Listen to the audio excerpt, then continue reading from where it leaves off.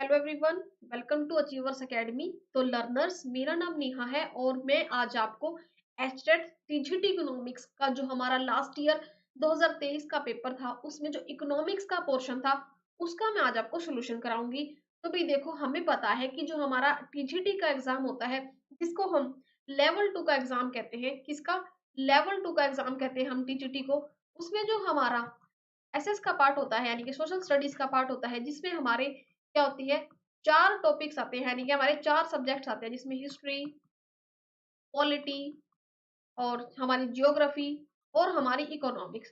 तो भाई जो इसमें इकोनॉमिक्स का पार्ट है मैं आपको वो करवाऊंगी।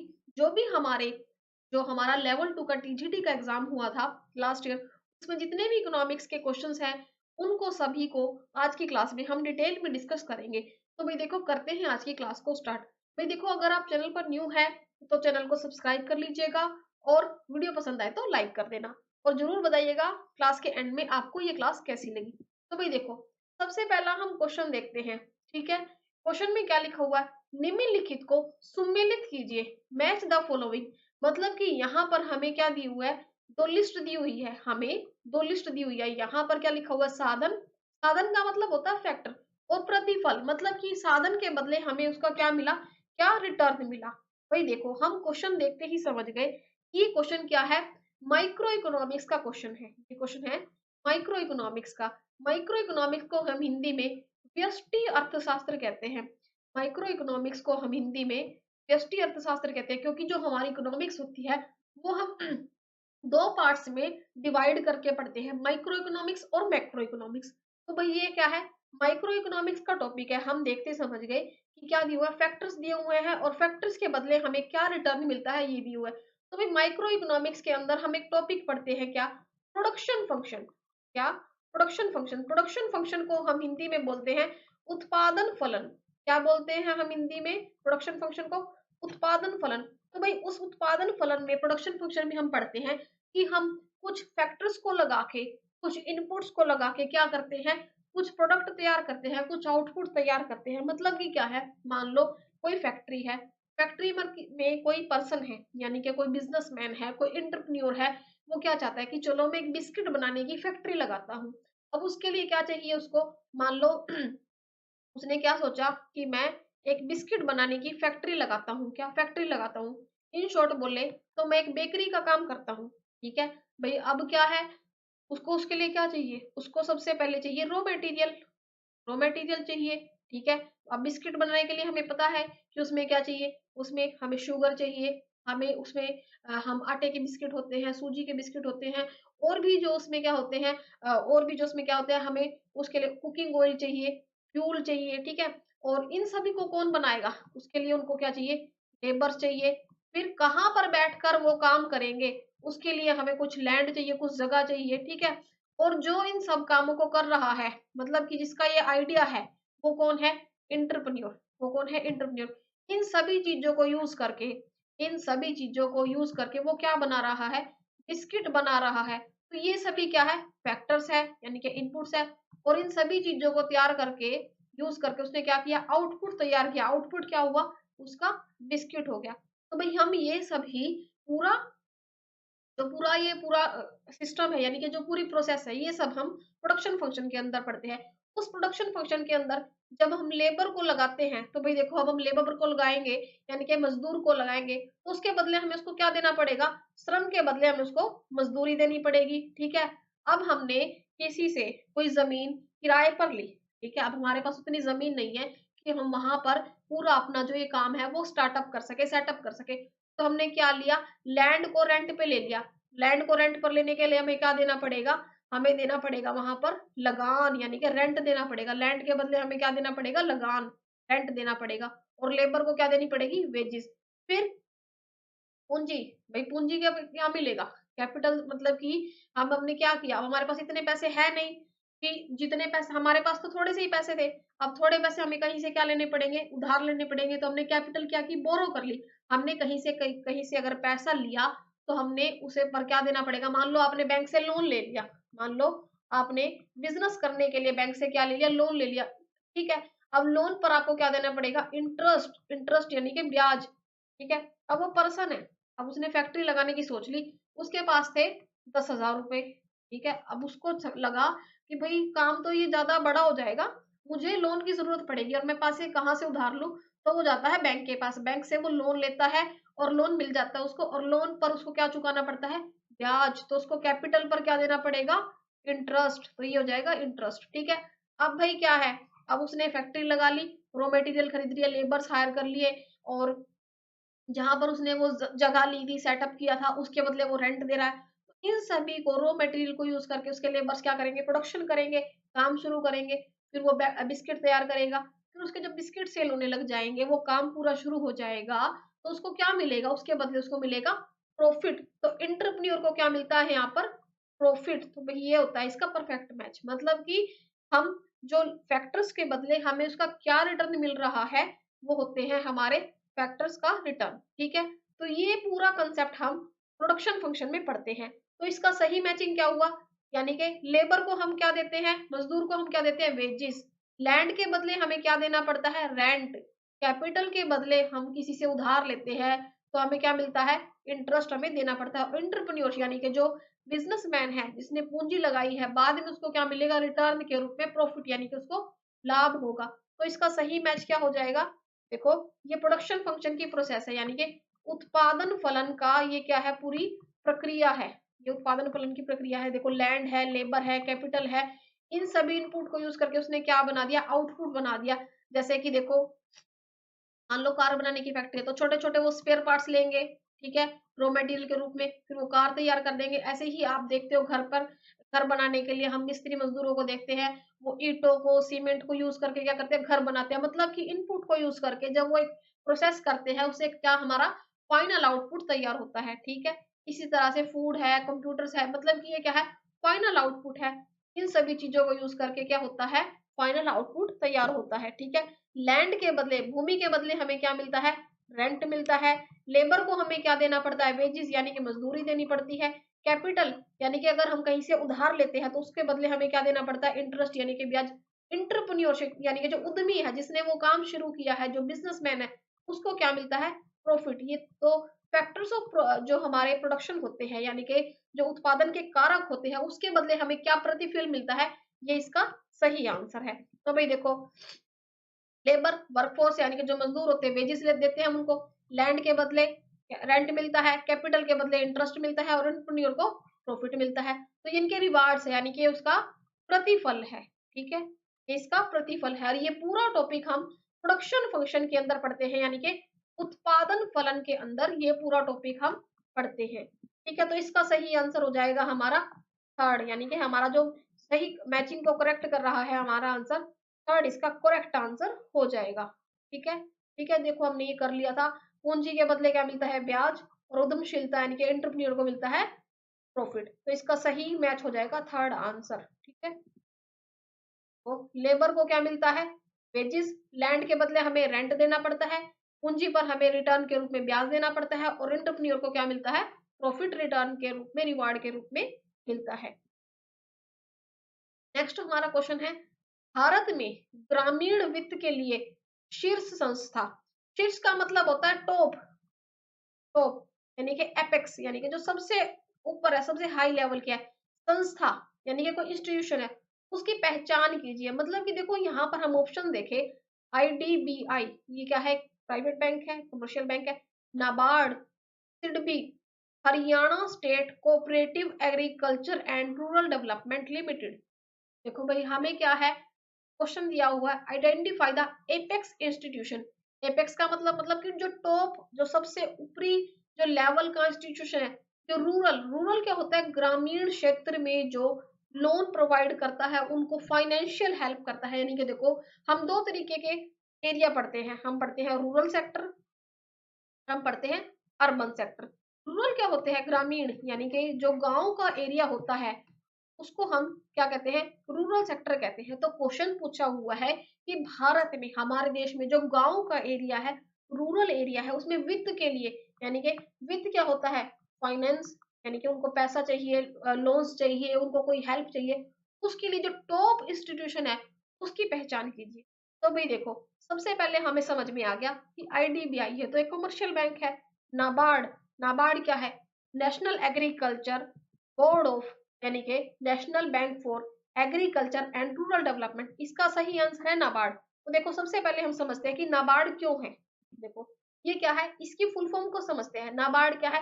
National bank for agriculture and rural development, ये इसकी फुल फॉर्म है। मतलब कि एग्रीकल्चर और रूरल डेवलपमेंट, रूरल का मतलब जो ग्रामीण जो डेवलपमेंट है, यानी कि गांव में विकास के लिए क्या करता है, ये हेल्प प्रोवाइड करता है। तो भाई देखो सबसे पहले समझते हैं ये किसकी रिकमेंडेशन पर, यानी कि बी सीवारामन जो कमेटी थी उसकी सिफारिश पर, बी सीवारामन कमेटी की सिफारिश पर ये बैंक क्या होता है, स्थापित होता है। कब? 1982 में, यानी कि 1982 में बी सीवारामन कमेटी की, बी सीवारामन कमेटी की सिफारिश पर, मतलब कि ये जो बी सीवारामन कमेटी है, कमेटी बनाई जाती है, उनकी सिफारिश पर ये रेकमेंड करते हैं कि ये बैंक को क्या किया जाए, नाबार्ड की स्थापना की जाए। कब? 1982 में। इसका एक्ट कौन सा है? तो भाई देखो एक्ट पूछा जाए तो 1981 एक्ट के तहत, 1981 एक्ट के तहत पी सीवारमन कमेटी के द्वारा 1982 में किसकी स्थापना होती है? इसकी, नाबार्ड की। ठीक है, एक पॉइंट हमें ये समझ में आ गया कि नाबार्ड की स्थापना होती है। फिर ये क्या करता है? एग्रीकल्चरल क्रेडिट, यानी कि जो कृषि से संबंधित होता है। भाई देखो ज्यादातर क्या होता है, जो हमारा रूरल सेक्टर है, यानी कि जो हमारा ग्रामीण क्षेत्र है, वहीं पर कृषि वगैरह का काम होता है, खेती बाड़ी होती है, हमें सभी को पता है। जैसे आप कहीं बाहर जाते हो तो हम जब हमारा जब हाईवे क्रॉस होता है तो थोड़े से गाँव का एरिया स्टार्ट हो जाता है, तो वहां पर हम खेत खलिहान देखते हैं। तो जो एग्रीकल्चर होता है वो ज्यादातर क्या होता है, रूरल एरिया में होता है। तो ये रूरल जो हमारा एरिया है, तो वहां पर जो एग्रीकल्चर है, यानी कि जो खेती बाड़ी है, कृषि है, उसको क्या करते हैं, क्रेडिट फाइनेंस प्रोवाइड करते हैं ऑफ आरबीआई। और ये जो एग्रीकल्चर रीफाइनेंस है और उनको क्या करते हैं, ये हेल्प प्रोवाइड करते हैं। ठीक है भाई, तो ये हमें समझ में आ गया कि ये क्या करते हैं, एग्रीकल्चर हेल्प प्रोवाइड करते हैं इसको, रूरल सेक्टर को। ठीक है, हमें ये पता चल गया। अब देखते हैं भाई क्या है agriculture credit function of RBI, मतलब कि आरबीआई ने क्या किया, क्योंकि देखो आरबीआई क्या है, हमारा सेंट्रल बैंक है। तो आरबीआई ने क्या किया कि भाई अब मुझसे ये सभी सिस्टम नहीं संभाला जा रहा, तो उन्होंने क्या किया, एक जो रूरल एरिया है उसको हेल्प प्रोवाइड करने के लिए सजेशन दिया कि भाई इनकी एक कमेटी बनाई जाए और एक अलग से रूरल एरिया को फाइनेंस करने के लिए इस तरह का काम किया जाए। ठीक है, तो भाई अभी ये हो गया नाबार्ड की स्थापना। अब देखो आगे क्या होता है, मिनिस्ट्री क्या है, administrated by ministry of finance, मतलब कि इसको कौन, इसकी जो प्रशासनिक है, जिसको जो इसका एडमिनिस्ट्रेशन है वो किसके पास है, फाइनेंस मिनिस्ट्री के पास है। ठीक है, इसका विजन क्या है, इसका लक्ष्य क्या है, development bank for nation for fostering rural prosperity, यानी कि जो ग्रामीण प्रोस्पेरिटी है, ग्रामीण समृद्धि है, उसको क्या करना, उसको डेवलप करना, उसको विकसित करना। ठीक है, ये इसका लक्ष्य है। Ownership only owned by the government of India, मतलब कि जो इसकी पूरी जो ओनरशिप है, पूरा जो इसका मालिकाना हक है वो किसके पास है, भारत सरकार के पास है। इसका मिशन क्या है, इसका मिशन क्या है, promote sustainable and equitable agriculture, मतलब कि सस्टेनेबल पूरी तरह से प्रमोशन करना, मतलब कि बढ़ावा देना किसका, सस्टेनेबल, सस्टेनेबल का मतलब संसार, मतलब कि जो हमारी सभी को एक साथ, सभी का क्या है, इक्वालिटी के साथ सभी का विकसित हो। एग्रीकल्चर यानी कि जो कृषि है और जो ग्रामीण विकास है उसका पार्टिसिपेशन हो, इसमें फाइनेंशियल और नॉन फाइनेंशियल इंटरवेंशन में। तो ये इसकी मिनिस्ट्री हो गई, ये सभी हमने इसमें कर लिया। ठीक है, ये होता है नाबार्ड। अब हमें समझ में आ गया कि नाबार्ड क्या है, एक टॉप यानी कि एपेक्स इंस्टीट्यूशन है किसकी, रूरल फाइनेंसिंग के लिए भारत में। तो क्वेश्चन हमें पता चल गया कि एपेक्स क्या है, मतलब कि भारत में ग्रामीण क्षेत्र के लिए, यानी कि जो रूरल एरिया के लिए जो टॉप संस्था है, शीर्ष संस्था, वो क्या है, नाबार्ड है। ये 1982 में पी शिवारमन कमेटी के द्वारा, पी शिवारमन कमेटी के द्वारा स्थापित की गई। एक्ट कौन सा था, 81 एक्ट के तहत। ठीक है, और ये क्या करती है, एग्रीकल्चर क्रेडिट और रूरल फाइनेंस डेवलप को बढ़ावा देती है, प्रमोट करती है। ठीक है, अब जो हमारे तीन ऑप्शंस है उनको समझते हैं, आईडीबीआई, सिडबी और Haryana state cooperative agriculture rural development bank limited, ये तीनों क्यों नहीं है, ये तीनों क्यों नहीं है, इन तीनों को समझते हैं। भाई देखो नाबार्ड तो मैंने बता दिया कि नाबार्ड क्यों है, इन तीनों को समझते हैं। तो देखो भाई जो आईडीबीआई है ये क्या है, इसकी फुल फॉर्म समझते हैं, industrial developmental bank for India. तो देखो जो आईडीबीआई है focus primarily on industrial finance. तो देखो भाई नाम से ही है इंडस्ट्रियल फाइनेंस, यानी कि जो हमारे इंडस्ट्री है ये किस पर फोकस करता है, इंडस्ट्री पर, ना कि एग्रीकल्चर पर। तो इसके नाम से ही हमें पता चल गया ये इंडस्ट्री पर फोकस करता है, फाइनेंस पर, ये एग्रीकल्चर पर और रूरल पर फोकस नहीं करता, तो इसलिए इसका आंसर ये नहीं है। While it might have some indirect involvement in rural areas, it is not apex institution। और ये क्या है, apex institution नहीं है रूरल फाइनेंस का। हालांकि ये क्या है, इसकी थोड़ी बहुत क्या है इन्वॉल्वमेंट है, मतलब कि थोड़ा बहुत ये क्या है कहीं ना कहीं हेल्प प्रोवाइड करता है, इसका थोड़ा बहुत इसमें क्या है इन्वॉल्वमेंट है, ये इससे जुड़ा है किसमें, रूरल एरिया में। लेकिन ये क्या है एपेक्स इंस्टीट्यूट नहीं है। लेकिन एपेक्स इंस्टीट्यूशन कौन सा है, हमारा नाबार्ड है। ठीक है, तो नाबार्ड क्या है, एपेक्स इंस्टीट्यूशन यानी कि शीर्ष संस्था है। क्या है, शीर्ष संस्था है किसकी, भारत सरकार के द्वारा, जो फाइनेंशियल डेवलपमेंट और इंस्टीट्यूशन करता है, मतलब कि वित्तीय रूप से हेल्प करता है। मतलब कि देखो गांव में आप देखते हो छोटे छोटे बैंक होते हैं, कि ग्रामीण बैंक, पंजाब नेशनल ग्रामीण बैंक, जिसको हम आरआरबी कहते हैं, रीजनल रूरल डेवलपमेंट बैंक भी कहते हैं। तो वहां पर क्या है, ये नाबार्ड के ही अंदर काम करते हैं। ठीक है, तो ये क्या है, रिस्पॉन्सिबल है, मतलब कि जिम्मेदार है, क्या जो नाबार्ड है वो जिम्मेदार है एग्रीकल्चर एंड रूरल डेवलपमेंट, यानी कि जो कृषि और ग्रामीण विकास से जो संबंधित विकास है उसके लिए क्या है, रिस्पॉन्सिबल है, जिम्मेदार है कि उनका वो विकास करेगा। It provides refinancing and support to various institution. ये क्या है, उनको रीफाइनेंसिंग, उनको वित्तीय रूप से क्या करता है, सहायता करता है, सपोर्ट करता है, यानी कि उनको एक पिलर के रूप में, एक खंबे के रूप में, स्तंभ के रूप में अलग अलग जो इंस्टीट्यूशन है, जैसे कि आरआरबी हो गई, से कोऑपरेटिव इंस्टीट्यूशंस हो गए और फाइनेंशियल इंस्टीट्यूशन हो गए, उनको इन्वॉल्व करके रूरल लैंडिंग में ये हेल्प करता है। ठीक है, फिर हम बात करते हैं सिडबी की। सिडबी क्या है, इसकी फुल फॉर्म है small industrial developmental bank of India. ठीक है, सिडबी की फुल फॉर्म क्या है, small industrial developmental bank of India. ये किस पर फोकस करता है, सिडबी किस पर फोकस करता है, financial and development of small scale industries, मतलब कि जो छोटी इंडस्ट्रीज होती है, एमएसएमई सेक्टर से जिनको हम बोल सकते हैं आज के टाइम में, यानी कि जो छोटे उद्योग होते हैं, सिडबी किस पर फोकस करता है, स्मॉल सेक्टर इंडस्ट्री को। ठीक है, और आईडीबीआई किसको फोकस करता है, आईडीबीआई किस पर फोकस करता है, इंडस्ट्रियल फाइनेंस को। तो ये क्या है, while some of these industries may be in located in rural area। लेकिन अब हम देखो कि गांव में भी क्या है, कुछ छोटी मोटी इंडस्ट्री, कुछ छोटे मोटे क्या है स्तर पर क्या है इंडस्ट्री लगी हुई है, किसी ने अपना घर पर ही क्या है एक छोटा सा सेटअप लगाया हुआ है। लेकिन ये क्या है, रूरल फाइनेंस पर नहीं काम करता, ना ही ये क्या है एपेक्स भी, एपेक्स बॉडी भी नहीं है, एपेक्स बॉडी तो सिर्फ नाबार्ड ही है। ठीक है, नेक्स्ट ऑप्शन है हमारा HSC, यानी कि Haryana state cooperative agriculture and rural developmental bank limited. ये क्या है, स्टेट लोकल कोऑपरेटिव बैंक है, यानी कि राज्य स्तर पर, स्टेट का मतलब होता है राज्य, तो राज्य स्तर पर कोऑपरेटिव बैंक है। कोऑपरेटिव बैंक क्या होते हैं, सहकारी बैंक। कोऑपरेट का मतलब होता है किसी को सहायता करना, किसी को कोऑपरेट करके चलना, मतलब कि उसके साथ एक सहायता के रूप में चलना।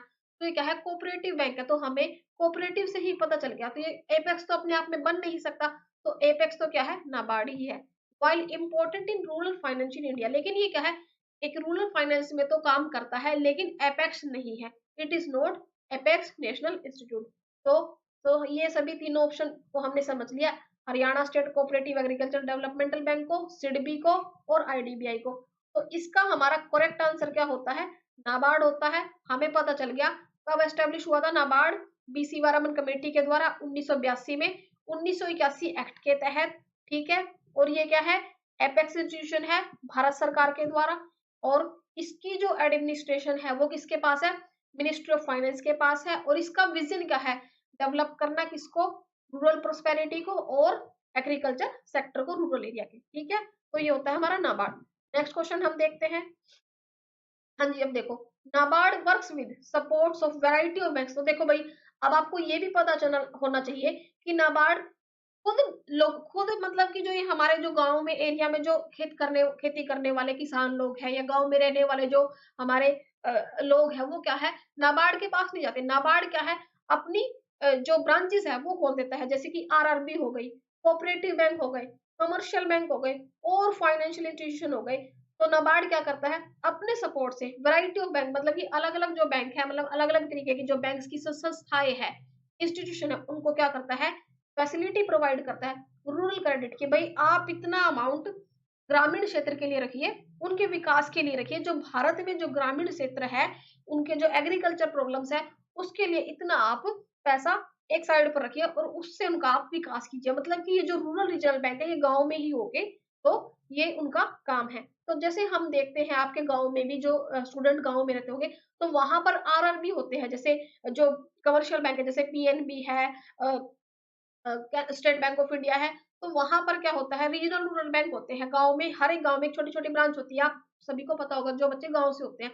तो नाबार्ड प्लेस, जैसे कि हम आरआरबी के बारे में पढ़ते हैं, NABARD place significant role in supervising refinancing of RRB. तो मतलब क्या है, एक बहुत बड़ा, एक महत्वपूर्ण क्या करता है, रोल प्ले करता है, एक मुख्य भूमिका निभाता है सुपरवाइजिंग, मतलब कि उसको सुपरवाइजिंग करने में, किसको, रीफाइनेंसिंग करने में आरआरबी को, यानी कि जो हमारे रीजनल रूरल बैंक है, यानी कि जो ग्रामीण क्षेत्रीय बैंक है, उनमें which specifically design to cater the credit to needs of rural population. मतलब कि जो गांव में रहने वाली जनसंख्या है, उनकी जरूरतों को पूरा करने के लिए ये बैंक स्पेशली तैयार किए जाते हैं, डिजाइन किए जाते हैं। ठीक है, फिर आते हैं कोऑपरेटिव बैंक। कोऑपरेटिव बैंक होते हैं सहकारी बैंक। क्या होते हैं, सहकारी bank. It includes state cooperative banks, SCBs, यानी कि जो राज्य के सहकारी बैंक होते हैं, और डिस्ट्रिक्ट के, उस शहर के, स्टेट का मतलब राज्य और डिस्ट्रिक्ट का मतलब जिला, मतलब कि कोई शहर। तो जो उस इसमें उन सभी बैंकों को या उन सभी जिले के सहकारी बैंकों को शामिल किया जाता है जो इसके तहत काम करते हैं। NABARD provides financial support and guidance to these cooperative institution which have strong presence in rural areas. तो भाई देखो, जैसे कि अब हम देखते हैं कि एक बैंक है, जैसे कि पंजाब एंड सिंध बैंक, उसका एक कोऑपरेटिव बैंक भी होता है। कई जगह आपके आसपास आपने देखा होगा। तो ये बैंक क्या करते हैं, नाबार्ड इन कोऑपरेटिव बैंक्स को क्या करता है, फाइनेंशियल सपोर्ट देता है, गाइडेंस देता है। गाइडेंस मतलब उनको इस तरह की गाइडलाइंस देता है, इस तरह के उनको दिशा निर्देश देता है कि आपको यहाँ पर अपने इंस्टीट्यूशन को ओपन करना है और स्ट्रॉन्ग प्रेजेंस करनी है रूरल एरिया में, और जो गांव में रहने वाली जनसंख्या है, उनकी जो जरूरत है उसको पूरा करना है। ये होते हैं कोऑपरेटिव बैंक। फिर आते हैं कमर्शियल बैंक। कमर्शियल बैंक को हम हिंदी में बोलते हैं वाणिज्यिक बैंक। ठीक है, जो हमारे शहरों में भी होते हैं। तो कमर्शियल बैंक क्या होते हैं, एक ब्रॉडर स्कोप है, मतलब कि इसका एक थोड़ा सा बड़ा एरिया है। ये क्या करते हैं, पार्टिसिपेट करते हैं किसमें, रूरल लैंडिंग में। किसमें, नाबार्ड प्रोवाइड करता है इनको financially refinance support to commercial bank for their agriculture and rural development activities. तो नाबार्ड इनको भी क्या करता है, हेल्प प्रोवाइड करता है। देखो भाई, जो जो कमर्शियल बैंक होते हैं ना, इन्हीं के ही रीजनल रूरल बैंक होते हैं, आपको पता होगा। तो कमर्शियल बैंक क्या होता है, जैसे कि पीएनबी है, कैनरा बैंक है, स्टेट बैंक ऑफ इंडिया है, ओबीसी बैंक है। ठीक है, बहुत सारे कमर्शियल बैंक है जिसमें हम अपनी क्या करते हैं, डिपॉजिट को क्या करते हैं, जमा करते हैं, और हम बैंक से लोन लेते हैं, वो होते हैं हमारे कमर्शियल बैंक। कमर्शियल बैंक के ही रीजनल रूरल बैंक होते हैं, यानी कि ग्रामीण क्षेत्रीय बैंक होते हैं। ठीक है, फिर होती है अदर फाइनेंशियल इंस्टीट्यूशन, यानी कि अन्य वित्तीय संस्थाएं। अदर फाइनेंशियल इंस्टीट्यूशन मतलब कि अन्य वित्तीय संस्थाएं। NABARD also works with various other institution, मतलब कि नाबार्ड क्या है, और भी कई तरीके की, जो कई प्रकार की जो इंस्टीट्यूशन है, संस्थाएं हैं, जो रूरल फाइनेंस करते हैं, यानी कि जो ग्रामीण वित्तीय सहायता प्रदान करती है, उनके साथ जुड़ा है। Such as non banking companies, जैसे कि कुछ नॉन बैंकिंग कंपनीज हो गई, कुछ माइक्रो इंस्टीट्यूशन हो गए, कुछ छोटी मोटी जो संस्थाएं हो गई, जो लोन्स प्रोवाइड करती है, उनके साथ भी नाबार्ड क्या है, जुड़ा हुआ है। ठीक है, उनके साथ भी नाबार्ड काम करता है। तो भाई देखो, हमें पता चल गया कि एक तो हमें पता चल गया कि नाबार्ड की स्थापना कब हुई, 1982 में। किसकी सिफारिश पे, बी सीवारामन कमेटी की सिफारिश पे। कौन सा एक्ट था, 1981 का एक्ट था। और आरआरबी, हमें पता चल गया आरआरबी भी किसके अंडर काम करता है, नाबार्ड के। कमर्शियल बैंक भी नाबार्ड के अंदर काम करते हैं। ठीक है, और कौन सा करता है भाई, और कोऑपरेटिव बैंक और अदर फाइनेंशियल इंस्टीट्यूशन, और कमर्शियल बैंक और कोऑपरेटिव बैंक और अदर फाइनेंशियल इंस्टीट्यूशन। तो भाई ये चार नाबार्ड के अंदर काम करते हैं। ठीक है, नाबार्ड इनको क्या करता है, फाइनेंशियली सपोर्ट करता है, और ये अपनी क्या करते हैं, अपनी संस्थाएं, अपनी ब्रांचेस गांव में खोलते हैं, और गांव के जो पॉपुलेशन है उनकी जरूरतों को पूरा करते हैं। ठीक है, नेक्स्ट क्वेश्चन हम देखते हैं। When there is no work, जब खेतों में काम करने के लिए कोई काम ना हो। भाई देखो खेतों में काम करने के लिए काम ही नहीं है, मतलब कि वो बंदे के पास खेत में काम करने के लिए काम नहीं है। भाई देखो अब कई बार क्या होता है, मान लो कुछ ऐसे सीज़न होते हैं कि अब खेतों में काम नहीं है, तो उस टाइम पर वो क्या होता है, वो बंदा फ्री होता है और उसको काम की तलाश है। क्यों भई, अब वो खाली रह नहीं सकता, उसको अपनी बेसिक नीड्स भी यानी कि उसको अपने जो जीवन की जो उसकी ज़रूरतें हैं, उसको भी पूरा करना है। अब वो क्या करेगा, वो कहीं और काम ढूँढेगा, ठीक है? अब खेत में वो काम कर रहा है, मान लो कोई गाँव में रहने वाला बंदा है, ग्रामीण क्षेत्र में रहने वाला बंदा है, पर्सन है, अब वो क्या करेगा? खेत में काम नहीं है, अब वो क्या करेगा? शहर जाएगा। नौकरी की तलाश में शहर जाएगा, नगरीय क्षेत्र में की ओर जाते हैं। इस प्रकार की बेरोज़गारी को, तो इस प्रकार की बेरोज़गारी को हम क्या कहेंगे? तो भई देखो बेरोज़गारी को समझते हैं। सबसे पहले हम समझते हैं कि बेरोज़गारी क्या होती है? मान लो कोई इंसान काम करना चाहता है, कोई इंसान काम करना चाहता है, लेकिन उसको काम मिल नहीं रहा है, तो काम मिल नहीं रहा है, तो उस कंडीशन में हम कहेंगे कि ये पर्सन बेरोज़गार है। वो काम करने का इच्छुक है, वो काम करने के लिए विलिंग है, लेकिन उसको काम नहीं मिल रहा है, तो इसको हम कहेंगे बेरोज़गारी या अनएम्प्लॉयमेंट, ठीक है? ये बहुत तरह की होती है, इसको हम किसी एक दिन पूरी क्लास में मतलब कि हम एक पूरी क्लास करेंगे इस टॉपिक पे, जिसमें हम समझेंगे। अभी हम क्या है पूरे इस क्वेश्चन को समझते हैं कि खेतों में काम नहीं है और उसको पैसे भी कमाने हैं, काम वो करना चाहता है, वो काम की तलाश में नगर में आ गया, शहर में आ गया, तो इस तरह की बेरोज़गारी को क्या कहेंगे? भई देखो काम वो करना चाहता है लेकिन काम मिल नहीं रहा है। लेकिन जो पर्सन अपनी मर्ज़ी से खाली है, मतलब कि हमारे हरियाणा में कहें, काम करना ही नहीं चाहता, उसको हम कहेंगे वो काम नहीं करना चाहता, तो उसको हम बेरोज़गार नहीं कहेंगे, उसको हम कहेंगे ये खुद ही नहीं करना चाहता या ठल्ली, ठीक है? हम किसकी बात कर रहे हैं कि वो काम की तलाश में दूसरी जगह जा रहा है, कि लोग नौकरी की तलाश में दूसरी जगह जा रहा है, तो इस प्रकार की बेरोज़गारी कहलाती है। देखो भई, ये कहलाएगी हमारी सीज़नल अनएम्प्लॉयमेंट यानी कि मौसमी बेरोज़गारी समझते हैं इसको। क्या? सीज़नल। सबसे पहले हम समझते हैं भई देखो, अब खेती-बाड़ी हो गई, मौसम ऐसा है, ठीक है? अब वो सारी गेहूँ वगैरह की फसल कट गई। अब काम करने के लिए खेतों में कोई नहीं है, मतलब कि कुछ काम नहीं है। अब उसको अपना घर चलाना है, फैमिली की ज़रूरत पूरी करनी है, खुद की ज़रूरत पूरी पूरी करनी है। तो जब ऐसी कंडीशन होती है, ऐसी कंडीशन होती है, तो इसको हम कहेंगे मौसमी बेरोज़गारी। मतलब कि एक मौसम होता है, सीज़न कहते हैं हम इसको, सीज़न कहते हैं। देखो, अब देखो क्या होता है, अभी क्या है नॉर्थ इंडिया में क्या होता है, जनवरी से पहले यानी कि नवंबर के बाद हमारे यहाँ क्या होता है, अ, शादियों का सीज़न हो जाता है, वेडिंग सीज़न स्टार्ट हो जाता है हमारे नॉर्थ इंडिया में। वेडिंग सीज़न स्टार्ट हो जाता है नवंबर के मिड तक, ठीक है? अब हम शादियों में जाते हैं, वहाँ हम देखते हैं बैंड वाले होते हैं, या ढोल वाले होते हैं, तो ये इनका एक सीज़न होता है, ये उनका एक सीज़न होता है। उसके बाद वो क्या होता है, फिर फरवरी, मार्च तक शादी मतलब का जो सीज़न होता है, वो चलता रहता है। मार्च के बाद जो शादियाँ होनी होती है, वो कम हो जाती है। उसके बाद क्या होता है, इनका सीज़न थोड़ा-सा कम हो जाता है। उस टाइम पर वो लोग क्या होते हैं, खाली हो जाते हैं, बेरोज़गार हो जाते हैं, उनके पास काम नहीं होता, तो वो क्या करते हैं, दूसरे काम की ओर तलाश करते हैं। मतलब कि जब उन्होंने अपने सीज़न में तो काम किया, जो उनका प्रोफ़ेशन था वो फ़ॉलो किया, उसके बाद जब वो कुछ और काम करते हैं, कुछ और काम ढूँढते हैं या कहीं और जाते हैं, तो उसको हम कहेंगे सीज़नल अनएम्प्लॉयमेंट। इसी तरह से ये खेतों का मैंने इसमें एक क्वेश्चन पूछा हुआ है कि ग खेतों में काम करने के लिए अब वो लोग शहरों में आ गए काम की तलाश में, तो ये कहेंगे मौसमी बेरोज़गारी, ठीक है? तो भई देखो, क्या होती है seasonal unemployment occurs when jobs are available only during certain times of year मतलब कि एक साल है, मतलब कि एक साल है, ठीक है? अब मैंने कि जैसे कि आपको एग्जांपल दिया कि शादियों का सीजन है, ठीक है? और जो बैंड वगैरह बजाते हैं या ये जो जिनका ये काम होता है, ठीक है? कैटरिंग का काम हो गया, जिनका ये कैटरिंग का काम हो गया, बैंड का काम हो गया, जब तो इनका सीज़न है ये अर्निंग कर लेंगे, उसके बाद फिर इनको कोई और काम देखना होता है, ठीक है? तो offer related with weather pattern और हार्वेस्टिंग सीज़न यानी कि जब हमारा ये जो वेदर पैटर्न होता है यानी कि जो हमारा बुआई वगैरह का काम होता है खेती में, तो उस टाइम तो इनके पास काम होता है, जब वो काम हो जाता है, उसके बाद इनकी डिमांड नहीं रहती। Agriculture is a prime example is there high demand of labour during planting and harvesting मतलब कि जब हमें बुआई करनी होती है, प्लांटिंग करनी होती है, जब तो लेबर्स की उनके पास बहुत डिमांड करते हैं। जब उनको कटाई करनी होती है, जैसे कि हम अप्रैल-मार्च में जब हमारे यहाँ गेहूँ की कटाई होती है, उस टाइम पर इनके लिए उनको लेबर्स की ज़रूरत होती है, ठीक है? Little no work during others time और जो टाइम होता है, साल का जो और समय होता है, उस टाइम इनको लेबर्स की जरूरत नहीं होती, तो उस टाइम वो क्या करते हैं, जो लेबर्स वहां लगे होते हैं उनको दूसरा काम तलाश करना होता है।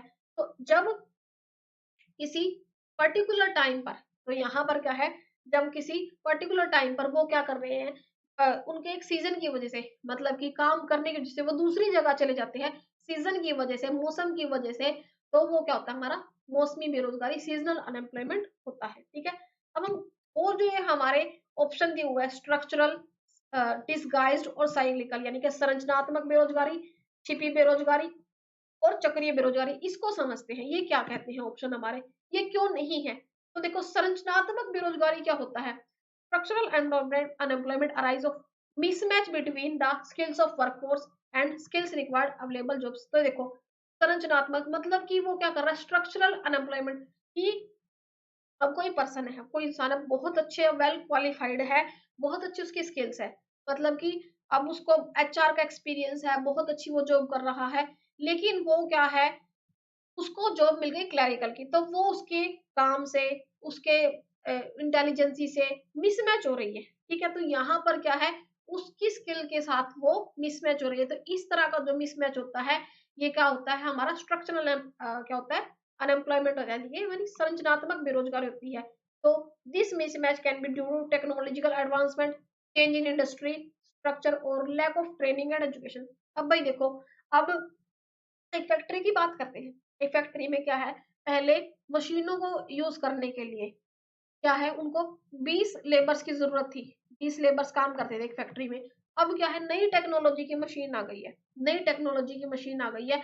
अब उन मशीनों को चलाने के लिए उन 20 मजदूरों के पास इतनी स्किल्स नहीं है, इतनी स्किल्स नहीं है। ठीक है, अब उन मशीनों को हाई जो स्किल्ड है, जो हाई जो परफॉर्म पर्सन है, जिसके पास ट्रेनिंग है, वो चलाएगा। तो इस तरह जो पहले वाले मजदूर थे उनके पास स्किल्स नहीं है, और जो अब मजदूर आएंगे, तो ये क्या है, स्ट्रक्चरल अनएम्प्लॉयमेंट है। ठीक है, नेक्स्ट हम क्या है, छिपी बेरोजगारी, डिसगाइज्ड एम्प्लॉयमेंट, डिसगाइज्ड अनएम्प्लॉयमेंट। तो ये क्या होता है, देखो, ये जो छिपी बेरोजगारी होती है ना, ये नॉर्मली कहाँ पाई जाती है, एग्रीकल्चर सेक्टर में। कहाँ पाई जाती है, एग्रीकल्चर सेक्टर में। एग्रीकल्चर सेक्टर में कैसे, यानी कि कृषि क्षेत्र में।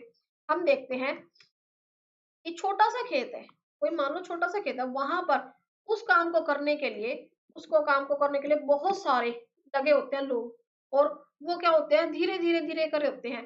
तो मतलब कि इतनी जरूरत नहीं होती काम करने के लिए लोगों की, फिर भी ज्यादा लगा दिए जाते हैं, तो उनसे जो मिलने वाला जो कंट्रीब्यूशन है, जो आउटपुट है, वो क्या होता है, जीरो आता है। तो disguised employment, also known as hidden employment, इसको हम छिपी बेरोजगारी भी कहते हैं। Occurs when more peoples employed in job, मतलब कि काम थोड़ा है, काम 4 बंदों का, और हमने लगा दिया वहां 10 बंदे। ठीक है, काम 4 बंदों का और हमने वहां लगा दिया 10 बंदे, तो भाई जो 6 एक्स्ट्रा बंदे हैं वो काम नहीं करेंगे, वो इधर उधर क्या है, टाइम वेस्ट करेंगे, तो इससे जो मिलने वाला आउटपुट है, या उनका जो कंट्रीब्यूशन है, वो जीरो होगा। तो एक्चुअली कितने नीडेड थे, थोड़े थे, और ज्यादा हमने लगा दिए। This is often seen in family farms और small business where extra family members work but their contribution is output is negligible और zero। तो इस तरह का जो जो हम एग्जाम्पल देखते हैं, वो क्या होता है, हम जो छोटा बिजनेस होता है, जहां पर वो क्या है, अपने ही फैमिली मेंबर्स को लगा देते हैं कि भाई चलो सब मिलकर काम करेंगे, तो जो उनका कंट्रीब्यूशन होता है, मतलब कि जो उनका उस काम करने में समर्थन होता है, सहयोग होता है, वो ना के बराबर होता है या फिर जीरो होता है। अगर उनको हम निकाल भी दे तो कोई फर्क नहीं पड़ेगा, और ना ही प्रोडक्शन पर कोई फर्क पड़ेगा। मान लो मैंने देखो आपको खेत का एग्जाम्पल दिया, ठीक है, अब खेत में क्या कर रहे हैं, कुछ कटाई कर रहे हैं, यहाँ भी मजदूर लगे हुए हैं, यहाँ भी मजदूर लगे हुए, यहाँ भी लगे हुए, यहाँ भी लगे हुए, मतलब कि 12 मजदूर लगे हुए हैं। हालांकि हम क्या है, 4 से भी काम चला सकते थे, तो जो 8 एक्स्ट्रा है, वो क्या है, हिडन, मतलब कि वो क्या है, जो उनसे मिलने वाला जो हमें कंट्रीब्यूशन है, वो क्या है, नेग्लिजिबल है या फिर जीरो है, उनको हम हटा भी देंगे तो हमें कोई फर्क नहीं पड़ता, 4 से भी हमारा काम चल सकता। तो इस तरह की बेरोजगारी को हम क्या कहेंगे, डिसगाइज्ड अनएम्प्लॉयमेंट या फिर छिपी बेरोजगारी। फिर है साइक्लिकल अनएम्प्लॉयमेंट। साइक्लिकल का मतलब होता है जैसे एक चक्र चलता है इस तरह से, ठीक है, साइक्लिकल का। तो unemployment is caused in fluctuations. Fluctuations का मतलब होता है उतार चढ़ाव। जैसे क्या होता है, एक हमारी इकोनॉमी होती है, इकोनॉमी में कई बार क्या होता है, बूम आता है, फिर रिसेशन आता है, फिर वो धीरे धीरे ग्रो करती है। इस तरह ही क्या होता है, जैसे रिसेशन आता है इकोनॉमी में, मंदी आती है, तो क्या होता है, जो हमारा इकोनॉमी है वो डाउन चला जाता है, यानी कि नीचे की तरफ चला जाता है। जब हमारी इकोनॉमी में रिसेशन आ गया, मंदी आ गई, मतलब कि सारी इकोनॉमी बंद पड़ी है, किसी के पास कोई काम नहीं है, सब मार्केट पूरी तरह से बंद पड़ी है, तो यहाँ पर क्या होगा, किसी भी गुड्स की जो डिमांड है, किसी भी जो वस्तु की डिमांड है वो बिल्कुल भी नहीं होगी। अब वस्तु की डिमांड नहीं होगी तो भाई जो फैक्ट्री के जो मालिक है वो क्या कहेंगे, काम बंद कर देंगे। अब लोग खरीदेंगे ही नहीं तो वो सामान क्यों बनाएंगे, ठीक है, तो वो प्रोडक्शन कर देंगे बंद, ठीक है। इससे क्या होगा, प्रोडक्शन ही नहीं करवाएंगे तो वो फैक्ट्री में जो काम करने वाले लेबर्स है, मजदूर है, उनको वो सैलरी कहाँ से देंगे, तो उसके वो क्या करेंगे भाई, जो लेबर्स है ना उनको निकाल देंगे, भाई आप जाओ, काम तो हम कर नहीं रहे। तो इससे क्या होगा, उनकी जॉब चली जाएगी, leading to job losses across various sector. इससे क्या होगा, वो अनएम्प्लॉयमेंट हो जाएंगे। तो बाद में क्या होगा, धीरे धीरे जब इकोनॉमी में सुधार आएगा, इकोनॉमी ग्रो करेगी, फिर उनको काम मिलेगा, और ये ऐसे प्रोसेस चलती है। इसको हम कहेंगे साइक्लिकल अनएम्प्लॉयमेंट, ठीक है, चक्रीय बेरोजगारी। क्वेश्चन हमारा क्या था, क्वेश्चन हमारा था कि खेतों में काम करने के लिए, when there is no work do on farms, मतलब कि खेतों में काम करने के लिए काम नहीं है, तो वो क्या करेंगे, वो अपने काम के लिए दूसरी जगह जाते हैं। तो सीजन की बात करें, मतलब कि खेतों का एक सीजन होता है, क्या है, एक सीजन होता है, तो सीजनल अनएम्प्लॉयमेंट होगी, इसका आंसर हमारा हो जाएगा सीजनल अनएम्प्लॉयमेंट, इसका आंसर हमारा थर्ड हो जाएगा, ठीक है। और इन तीनों ऑप्शंस को भी हमने जो बचे हुए थे इनको भी हमने समझ लिया। देखो नेक्स्ट क्वेश्चन है हमारा, क्या क्वेश्चन कहता है हमारा नेक्स्ट, SDG, यानी कि SDG यानी कि सस्टेनेबल डेवलपमेंट ग्लोबल इंडेक्स, यानी कि हमारी जो इंडिया की इंडेक्स रिपोर्ट है 3.0 रिपोर्ट में हरियाणा किस श्रेणी में आता है, यानी कि जो हमारा स्टेट है हरियाणा, ठीक है, उसमें हरियाणा किस कैटेगरी में आता है। तो भाई देखो हम कैटेगरी देखते हैं, यहाँ पर चार कैटेगरी है, अचीवर्स, यानी कि जो चार कैटेगरी बनाई हुई है, अचीवर्स, फ्रंट रनर, परफॉर्मर और एस्पायरेंट, ठीक है, चार कैटेगरी बनाई हुई है। जो अचीवर में आता है, मतलब कि 100 जिसका स्कोर है, 65 से 99 तक जिनका स्कोर है वो फ्रंट रनर में आते हैं। परफॉर्मर जिनका स्कोर 50 से 64 के बीच में है वो परफॉर्मर में आते हैं। जिनका स्कोर एस्पायरेंट में है, यानी कि 0 से 49, जिनका स्कोर 0 टू 49 में है वो एस्पायरेंट की कैटेगरी में आते हैं। तो क्वेश्चन है कि हरियाणा जो सस्टेनेबल डेवलपमेंट ग्लोबल इंडिया का इंडेक्स हुआ है 3.0 की जो रिपोर्ट है उसमें हरियाणा किस कैटेगरी में आता है। तो भाई देखो हाल ही में ये रिपोर्ट आई थी, जो सस्टेनेबल डेवलपमेंट इंडिया की जो रिपोर्ट आई थी, उस ये जो क्या है, जो sustainable development global India index है, ये क्या करता है, मेजर करता है, क्या करता है, मेजर करता है। मेजर का मतलब होता है माप करता है, किसी चीज को माप करता है, माप का मतलब किसी चीज को आकलन करता है, किसी चीज की असेसमेंट करता है, इसकी प्रोग्रेस, प्रोग्रेस का मतलब होता है किसी चीज में कितनी प्रगति हुई है, कितनी उन्नति हुई है। ऑफ इंडियन स्टेट, यानी कि जितने भी भारत में राज्य है, यूनियन टेरिटरीज है, यानी कि केंद्र शासित प्रदेश है भारत में, जितने भी भारत में राज्य है, केंद्र शासित प्रदेश है, उन्होंने कितनी अचीवमेंट्स की है, कितनी उन्होंने तरक्की की है ऑफ सस्टेनेबल डेवलपमेंट गोल्स, यानी कि सस्टेनेबल डेवलपमेंट गोल्स में। ये किसने सेट किया था, ये रिपोर्ट किसके द्वारा पब्लिश की जाती है, यूनाइटेड नेशंस के द्वारा, किसके द्वारा, यूनाइटेड नेशंस के द्वारा। The index uses scoring system, तो ये जो इंडेक्स है एक स्कोरिंग सिस्टम को यूज करता है, ठीक है। जो ये इंडेक्स है, इंडेक्स क्या होता है, एक माप, ठीक है, ठीक है, इंडेक्स होता है एक माप। तो ये जो इंडेक्स है ये क्या यूज करता है, स्कोरिंग सिस्टम, ठीक है, स्कोरिंग सिस्टम। तो जैसे कि हमने देख लिया अचीवर्स के जो है 100, ठीक है, और front runner 65 to 69, performer 50 to 64 और एस्पायरेंट 0 टू 49। तो देखो यहाँ पर क्या है, इंडिया क्या है, जो इंडिया में जो हमारा हरियाणा है, जो हमारा हरियाणा है वो आता है फ्रंट रनर में, यानी कि जो सेकंड कैटेगरी है फ्रंट रनर, हमारा हरियाणा फ्रंट रनर में आता है। मतलब कि अभी हरियाणा का जो स्कोर है वो 65 और 99 के बीच में लाई करता है। तो सस्टेनेबल डेवलपमेंट इंडिया की जो इंडेक्स रिपोर्ट है 3.0 उसमें हरियाणा किस कैटेगरी में आता है, हरियाणा आता है फ्रंट रनर में, हरियाणा आता है फ्रंट रनर में। अचीवर्स क्या है, ये कैटेगरी क्या है, उन स्टेट्स की है जिन्होंने अचीव किया है परफेक्ट स्कोर, जिनके पास 100 स्कोर है वो क्या है, परफेक्ट स्कोर है। इसका मतलब ये है they fully met the targets of sustainable development goals, यानी कि जो सस्टेनेबल डेवलपमेंट गोल्स थे, यानी कि जो मानवीय सूचकांक के जो रिपोर्ट्स थे, उनके जो लक्ष्य थे, उन्होंने उनको पूरी तरह से अचीव कर लिया है, पूरी तरह से उनको हासिल कर लिया है।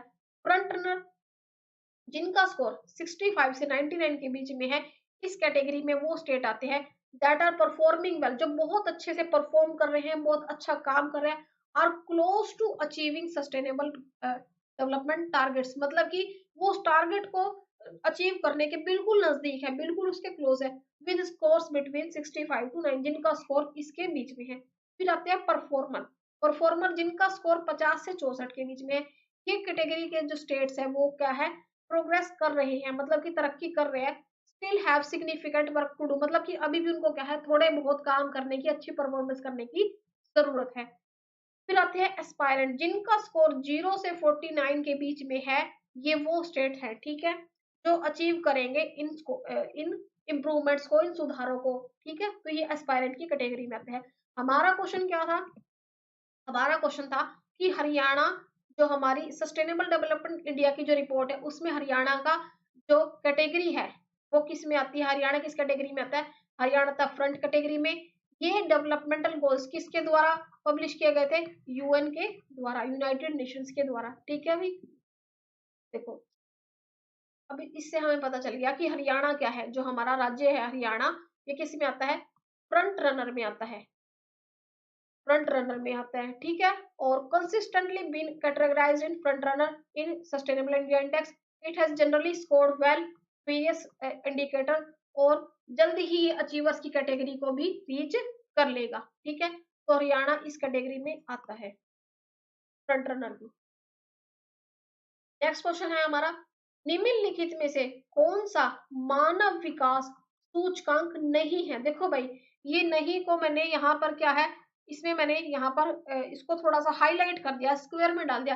पेपर में आपको ध्यान रखना है, चाहे आप टीजीटी का पेपर दे रहे हो, चाहे आप पीजीटी इकोनॉमिक्स का पेपर दे रहे हो, ठीक है भाई। एक बात मैं आपको बता दूं, चाहे आप टीजीटी का पेपर दे रहे हो, क्योंकि इकोनॉमिक्स के पीजीटी के पेपर की भी बात करूं तो टीजीटी का तो मैं आज ये फर्स्ट टाइम आपका सोल्व कर रही हूँ, क्योंकि नेगेटिव जो सेंस है क्वेश्चन पूछने की एस्टेट का, बहुत बार एस्टेट के जो पेपर्स होते हैं उसमें कई बार नेगेटिव सेंस में क्वेश्चन पूछा होता है, तो आपको यहाँ पर क्वेश्चन पढ़ते वक्त बहुत ध्यान से ध्यान रखना है कि क्वेश्चन पॉजिटिव सेंस में पूछा हुआ या नेगेटिव सेंस में।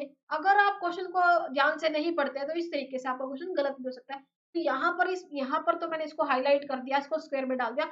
आपको पेपर के वक्त ध्यान रखना है कि नेगेटिव में पूछा हुआ है, पॉजिटिव में पूछा हुआ, वहां पर आपको इस तरह से रेड स्क्वायर करके नहीं देंगे, वहां पर आपको इस तरह से सिंपल ही देंगे, ठीक है। तो क्वेश्चन पूछा हुआ कि जो हमारी ह्यूमन डेवलपमेंट इंडिकेटर है उसमें कौन सा नहीं है, तो ऑप्शन है पीक्यूएलआई, भाई पीक्यूएलआई तो है हमारा इंडिकेटर है, एचडीआई भी है हमारा indicator, human development index, BSE यानी कि बॉम्बे, बीएससी की फुल फॉर्म समझे, बॉम्बे स्टॉक एक्सचेंज। तो भाई देखो, नाम से ही है, ये तो एक स्टॉक मार्केट की एक्सचेंज हो गई, तो ये तो नहीं होगा, नेगेटिव पूछा है। प्रति व्यक्ति आय, तो भाई ये भी एक इंडिकेटर है। Per capita income, per capita income से हम क्या पता लगाते हैं कि किसी देश की पर कैपिटा इनकम कैसी है, तो उससे हम वहां के लोगों का स्टैंडर्ड ऑफ लिविंग, जीवन का स्तर कैसा है, उसका पता लगाते हैं। तो इसका हमारा करेक्ट आंसर क्या होगा, बीएससी, क्योंकि क्वेश्चन क्या पूछा हुआ है, इंडिकेटर नहीं है। क्वेश्चन क्या पूछा हुआ है कि मानव विकास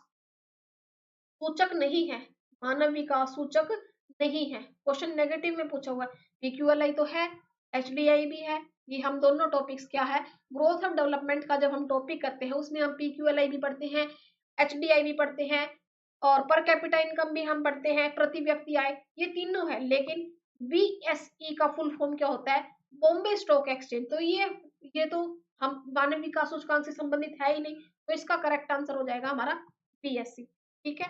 तो भाई देखो, अब इन चारों ऑप्शंस को हम समझते हैं क्या। सबसे पहले हम समझते हैं पीक्यूएलआई। पीक्यूएलआई की फुल फॉर्म होती है physical quality of life index, physical quality of life index. PQLI का कंसेप्ट किसने दिया था, ये दिया था मैरिस टी मैरिस ने, ठीक है। आपको पता होना चाहिए जो पीक्यूएलआई है इसका फुल फॉर्म क्या होता है, physical quality of life index. ये कंसेप्ट दिया था मैरिस डी मैरिस ने 1970 और 80 के बीच में। 1970 और 80 का जो वक्त था, यानी कि 1970 और 80 के वक्त के दौरान मैरिस डिमेरिस ने एक इंडिकेटर, एक सूचकांक दिया, क्या? Physical quality of life index. इसमें वो क्या करते हैं, तीन इंडिकेटर्स को यूज करते हैं। क्या? पीक्यूएलआई किसने दिया था? मैरिस डिमेरिस ने 1979 में। ठीक है, 1970 और 80 के बीच में। कब? 1979 में। वो क्या करते हैं, 23 डेवलप्ड एंड डेवलपिंग कंट्रीज के डेटा को लेते हैं और वो यहाँ पर तीन इंडिकेटर्स को लेते हैं, तीन सूचकांकों को लेते हैं, प्रिपेयर इंडेक्स और physical quality of life index. तो यहाँ पर इन तीन इंडेक्स कौन कौन से लेते हैं? लाइफ एक्सपेक्टेंसी रेट यानी कि जीवन की प्रत्याशा दर, life expectant rate, infant mortality rate यानी कि जो शिशु मृत्यु दर है वो कितनी होगी, और बेसिक लिटरेसी रेट यानी कि जो साक्षरता की दर है वो क्या होगी। तो यहाँ पर जो पीक्यूएलआई है वो किसने दिया था? मैरिस डिमेरिस ने दिया था, 1979 में दिया था। और वो तीन की इंडिकेटर्स की बात करते हैं, वो बात करते हैं life expectancy rate, infant mortality rate और बेसिक लिटरेसी रेट। इन तीनों को जोड़ के वो क्या कर देते हैं, हम 3 से डिवाइड करते हैं तो हमारा क्या आ जाता है? पीक्यूएलआई आ जाता है, हमारा physical quality of life index आ जाता है। तो यहाँ पर हम, ये हमारा फॉर्मूला है पीक्यूएलआई को निकालने का। ठीक है, 3 से क्यों निकाला? क्योंकि तीन ही इंडिकेटर है, 1 2 3। 3 से क्यों डिवाइड किया? क्योंकि तीन ही इंडिकेटर है इसीलिए। ठीक है, तो ये हमारा पीक्यूएलआई आ जाता है। नेक्स्ट है हमारा एचडीआई। एचडीआई का फुल फॉर्म क्या होता है? Human development index, human development index. ठीक है भाई, देखो इसको समझते हैं ह्यूमन डेवलपमेंट इंडेक्स को। ये क्या है? कंपोजिट इंडेक्स है। ये क्या करता है? रैंकिंग के लिए। रैंकिंग क्या होता है? कैटेगरी के लिए, भाई आप कितनी रैंक है, आप कितनी रैंक है। ये कंट्री को, मतलब कि एक रिपोर्ट होती है जो यूएन के द्वारा, यूनाइटेड नेशंस के द्वारा पब्लिश की जाती है अलग अलग कंट्रीज में, कि आपकी कंट्री की इतनी रैंक है ह्यूमन डेवलपमेंट की, यानी कि मानवीय जो विकास स्थिति है आपकी कंट्री की, आपके देश की, ये है। इट इज बेस्ड ऑन 3 की डायमेंशन। ये भी क्या है? तीन अलग अलग आयामों पर, तीन अलग अलग एक्सपेक्टेंसी पर, तीन अलग अलग इंडिकेटर्स पर बेस्ड है। इसमें हम समझेंगे a long and healthy life, life expectancy जीवन की प्रत्याशा दर, knowledge of mean of care of schooling और gross national income per capita, इनके पर कैपिटा इनकम। तो इन तीन इंडिकेटर्स पर ये बेस्ड है। तो देखो हम समझते हैं किसको, हम किसकी बात कर रहे हैं? एचडीआई की। तो ये क्या है? एक स्टैटिस्टिकल डेवलपमेंट कंपाइल किया जाता है किसके? एक स्टैटिस्टिकल क्या होता है? एक सांख्यिकी आंकड़ा है, एक सांख्यिकी आंकड़ा है जिसको कौन कंपाइल कर रहा है? United Nation. कौन? United Nation. Measure various countries level of social and economic development. ये अलग अलग कंट्रीज की, अलग अलग देशों की जो सामाजिक और आर्थिक स्थिति है उसको प्रदर्शित करता है। इसमें वो किन डायमेंशन की बात कर रहा है? वो इनकी बात करता है। ठीक है, पर कैपिटा इनकम, ठीक है, per capita income, education index, मतलब कि एक जीवन काल में एक्सपेक्टेड स्कूलिंग ऑफ ईयर, कितना एक बच्चा स्कूल गया है, एजुकेशन इंडेक्स। और लाइफ एक्सपेक्टेंसी एट बर्थ, जीवन के समय, जन्म के समय जीवन की दर क्या थी। ये तीन इसके इंडिकेटर्स है। ठीक है, ये तीन इसके इंडिकेटर्स है, इनकी वो बात करता है। ठीक है, ये होता है हमारा एचडीआई। फिर हम किसकी बात करते हैं? क्वेश्चन हमारा क्या पूछा हुआ था कि लाइफ इंडिकेटर नहीं है, हमारा लाइफ का इंडिकेटर नहीं है, ह्यूमन इंडिकेटर नहीं है। तो बीएससी नहीं है, बीएससी नहीं है, बॉम्बे स्टॉक एक्सचेंज नहीं है। तो बॉम्बे स्टॉक एक्सचेंज क्या है?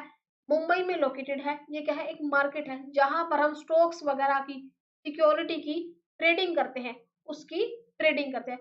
तो स्टॉक क्या होते हैं? शेयर मार्केट हो गई। यहाँ पर हम क्या करते हैं, किस तरह से शेयर मार्केट अप जा रही है, डाउन जा रही है, उसके बारे में यहाँ पर इकोनॉमिक एक्टिविटी की हम बात करते हैं। It is not direct major of human development. तो भाई ये क्या है? ये तो एक मार्केटिंग का टॉपिक हो गया, मनी बैंकिंग का टॉपिक हो गया। ठीक है, इसका तो ह्यूमन डेवलपमेंट से, मानव विकास से, कोई सूचकांक से कोई लेना देना ही नहीं है। ठीक है, तो ये इससे हटके है। इट मेजर फाइनेंशियल मार्केट, मतलब कि जो हमारी वित्तीय बाजार है, जो हमारी पॉपुलेशन है, उससे बात करता है। किस तरह से स्टॉक का काम होगा, किस तरह से ट्रेडिंग होगी, किस तरह से व्यापार होगा, कहाँ पर हमें कब इन्वेस्ट करना चाहिए, उसकी बात करता है। Not well being population in terms of health, education and living of standard. ये इससे बिल्कुल भी रिलेट नहीं करता कि पॉपुलेशन का हेल्थ पर क्या इफेक्ट पड़ रहा है, एजुकेशन हमारी कितनी है, स्टैंडर्ड ऑफ लिविंग क्या है, इसका इससे कोई लेना देना नहीं है। ठीक है, तो ये होता है हमारा बॉम्बे स्टॉक एक्सचेंज। ठीक है, इन दोनों टॉपिक्स को हमने समझ लिया। पीक्यूएलआई क्या है, 1979 में किसने दिया था, मैरिज डिमैरिज ने दिया था। ठीक है, ये 3 इंडिकेटर्स की बात करता है, किसकी, लाइफ एक्सपेक्टेंसी एट बर्थ, क्या, life expectancy at birth, infant mortality rate और बेसिक लिटरेसी रेट। ठीक है, फिर हम बात करते हैं ह्यूमन डेवलपमेंट इंडेक्स की। ये यूएन के द्वारा पब्लिश किया जाता है। ये क्या है, एक सोशल और इकोनॉमिक जो डेटा होता है, रैंकिंग होती है, वो पब्लिश करता है हर एक कंट्री की, जिसमें हम किस इंडिकेटर की बात करते हैं, हम इन 3 इंडिकेटर्स की बात करते हैं। क्या, life expectancy at birth, birth के समय जीवन की प्रत्याशा दर क्या है, एजुकेशन इंडेक्स क्या है, और पर कैपिटा इनकम क्या है, जीएनआई इंडेक्स क्या है। ठीक है, इसके अंदर हम इन 3 इंडेक्स की बात करते हैं। फिर हमारा रह जाता है पर कैपिटा इनकम, प्रति व्यक्ति आय। तो देखो भाई, हम प्रति व्यक्ति आय कैसे निकालते हैं, जितनी भी हमारी पॉपुलेशन है, जितनी भी हमारी पॉपुलेशन है, यानी कि हमारी जो जनसंख्या है, जनसंख्या है उसमें कितनी हमारी आय है। पॉपुलेशन हमारी मान लो 10,000 है, एक हाइपोथेटिकल एग्जांपल दे रही हूँ। ठीक है, और हमारी इनकम कितनी है, ठीक है, हमारी सभी की इनकम कितनी है, हमारी इनकम है 20,000 रुपये। ठीक है, 20,000 रुपये है, तो इससे हम पर कैपिटा इनकम निकाल रहे हैं। इनकम सभी की 20,000 है, और पॉपुलेशन कितनी है, पॉपुलेशन कितनी है हमारी, तो ये हमारी आ जाएगी पर कैपिटा इनकम, ये आ जाएगी हमारी पर कैपिटा इनकम 2। ठीक है, तो इससे ये पता लगाते हैं, प्रति व्यक्ति आय से हम ये पता लगाते हैं किसी कंट्री का जो स्टैंडर्ड ऑफ लिविंग है वो कैसा है, अच्छा है, बुरा है। एक एवरेज इनकम पता चलती है इस समय, औसत आय earn by a person in given area, किसी शहर में, किसी देश में, किसी कंट्री में, किसी सोसाइटी में, ये specified year which while it does reflect the economic aspect of development, ये क्या है, किसी देश की इकोनॉमिक स्थिति को, उसके डेवलपमेंट को पूरी तरह से दर्शाती है। क्या, पूरी तरह से दर्शाती है कि उस देश में कितना विकास हुआ है, वहां के लोग औसत आय के रूप में कितना कमा रहे हैं, औसत आय के रूप में कितना कमा रहे हैं। It is a limited measure of human development as it does not account for other crucial aspects like health and education.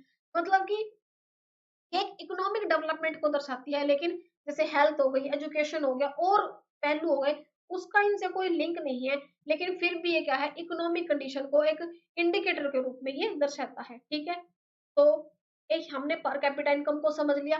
Per capita income की एक पूरे देश में जितनी पॉपुलेशन है, जितनी पॉपुलेशन है उनकी एवरेज इनकम क्या है, उनकी एवरेज इनकम क्या है, मान लो सभी हमारे देश में 5,000 रुपए पर मंथ कमा रहे हैं, तो ये हमारी पर कैपिटा इनकम है, ये हमारी पर कैपिटा इनकम है। जितनी किसी देश की पर कैपिटा इनकम अच्छी होगी, प्रति व्यक्ति आय अच्छी होगी, तो इसका मतलब वहां पर अच्छा विकास हो रहा है, उस देश का जो जीवन का स्तर है वो अच्छा है। ठीक है, पर कैपिटा इनकम का जो टॉपिक है हम मैक्रो इकोनॉमिक्स में नेशनल इनकम के अंदर करते हैं। ठीक है, तो ये भी क्या है, एक इंडिकेटर है किसका, पर कैपिटा इनकम भी क्या है, इंडिकेटर है ह्यूमन डेवलपमेंट का। पीक्यूएलआई भी है, एचडीआई भी है, लेकिन बीएसआई इसका सूचक नहीं है, बॉम्बे स्टॉक एक्सचेंज इसका सूचक इंडिकेटर नहीं है। नेक्स्ट क्वेश्चन हम करते हैं भाई, भारत में खाद्य सुरक्षा संबंधी कार्यक्रमों को काल कर्म अनुसार व्यवस्थित कीजिए। मतलब कि ये क्या है, फूड सिक्योरिटी प्रोग्राम हमें दिए हुए हैं भारत के। ठीक है, अलग अलग टाइम पर इनको गवर्नमेंट ने चलाया होगा। इनको क्या है, क्रोनोलॉजिकली, मतलब कि कब कब कौन सा आया उसको एक सीक्वेंस में हमें सेट करना है। ठीक है, TPDS target public distribution system, Antyodaya अन्न योजना, इंटीग्रेटेड फूड सिक्योरिटी स्कीम और फूड सिक्योरिटी एक्ट।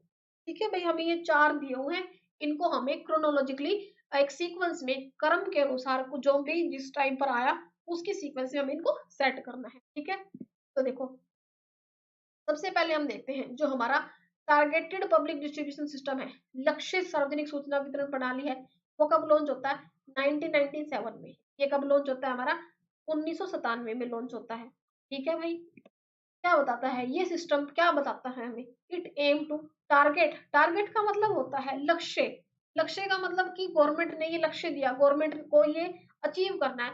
सब्सिडीज, भाई देखो गवर्नमेंट क्या करती है, सब्सिडी देती है, एक हेल्प के रूप में, एक सहायता के रूप में लोगों को सब्सिडी देती है, ताकि वो चीज को वो कम पैसों पर खरीद सके। Subsidy under the public distribution system, यानी कि पीडी सिस्टम के तहत उन्होंने सब्सिडी प्रोवाइड की टू द पुअर, पुअर का मतलब गरीब, और वल्नरेबल सेक्शन ऑफ सोसाइटी, यानी कि जो हमारी सोसाइटी का, हमारे जो समाज है उसका जो गरीब तबका है यानी कि जो निचले स्तर के लोग हैं जो उन चीजों को नहीं खरीद सकते उनको सब्सिडी प्रोवाइड की।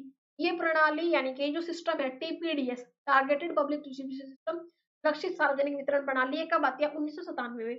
फिर आती है अंत्योदय अन्न योजना, ये लॉन्च होती है दिसंबर 2000 में, यानी कि 2000 दिसंबर में ये स्कीम लॉन्च होती है। ये क्या करती है प्रोवाइड करती है highly subsidized food grains to the poorest to the poor, यानी कि जो गरीब से भी गरीब लोग हैं जो बिल्कुल ही गरीब है उसको ये क्या करती है सब्सिडाइज फूड ग्रेन्स यानी कि जो हमारे गेहूं चावल जो हमारे फूड ग्रेन्स है उन पर इनको ये सब्सिडी प्रोवाइड करती है। और ये अंत्योदय ग्रुप का ही पार्ट है, ये अंत्योदय ग्रुप का ही पार्ट है। तो ये स्कीम कब आती है, ये स्कीम आती है 2000 में, ये स्कीम कब आती है 2000 में। ठीक है भाई, हमें पता चल गया। अब है इंटीग्रेटेड फूड सिक्योरिटी स्कीम, एकीकृत खाद्य सुरक्षा योजना, एकीकृत खाद्य सुरक्षा योजना। ठीक है भाई, देखो ये कब होती है integrated food security scheme launched from 1 January 2023 as Pradhan Mantri Garib Kalyan Yojana. मतलब कि प्रधानमंत्री गरीब कल्याण योजना के तहत ही ये 1 जनवरी 2023 को लॉन्च की गई क्या एकीकृत खाद्य सुरक्षा योजना, यानी कि इंटीग्रेटेड फूड सिक्योरिटी जो स्कीम है इसी के अंदर इसी के तहत ये लॉन्च की गई। कब 1 जनवरी 2023 को, यानी कि 2023 में ये स्कीम आती है। ठीक है, नेक्स्ट है हमारी खाद्य सुरक्षा नियम फूड सिक्योरिटी एक्ट। तो भाई देखो food security act it provides जो फूड सिक्योरिटी एक्ट यानी कि नेशनल फूड सिक्योरिटी एक्ट ये कब एनेक्टेड होता है, ये 2013 में आता है। ये एक्ट क्या प्रोवाइड करता है, ये एक्ट हमें देता है लीगल फ्रेमवर्क यानी कि कानूनी तौर पर एक फ्रेमवर्क फूड सिक्योरिटी यानी कि जो खाने में सिक्योरिटी है हमारी सुरक्षा है इंडिया में उस पर हमें ये सुरक्षा प्रदान करता है। ये एक्ट कब आता है 2013 में। एमिंग टू प्रोवाइड और subsidize food grain in large section of the population, मतलब कि इसका जो लक्ष्य था वो था जो हमारी जो सोसाइटी है जो हमारा जो देश है उसमें एक बहुत बड़े सेक्शन पर बहुत बड़े एरिया पर जो सब्सिडी है फूड्स पर फूड ग्रेन्स पर यानी कि जो गेहूं चावल वगैरह है हमारे जो फूड ग्रेन्स है उन पर सब्सिडी प्रोवाइड करना था। ठीक है, तो भाई हमें पता चल गया कि ये स्कीम 97 में आई है, ये 2000 में आई है, 2023 में आई है और ये आती है 2013 में। तो भाई अब इनको हम क्या कर देंगे क्रोनोलॉजिकली सेट कर देंगे। ठीक है, तो हमारा सही आंसर क्या हो जाएगा, हमारा करेक्ट आंसर हो जाएगा सेकंड, हमारा करेक्ट आंसर हो जाएगा ए बी सी डी। ठीक है भाई, देखो ये कब आती है, तो ये हमारा ए बी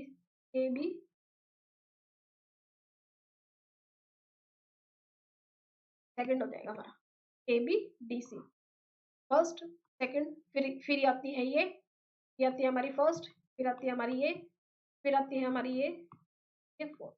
ठीक है, ए बी सी, ये हमारा करेक्ट सीक्वेंस हो गया।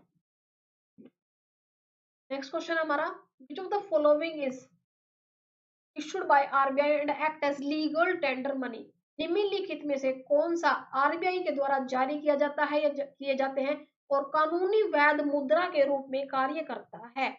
तो भाई देखो सबसे पहले हम समझते हैं कि आरबीआई क्या है, सबसे पहले हम समझते हैं आरबीआई क्या है।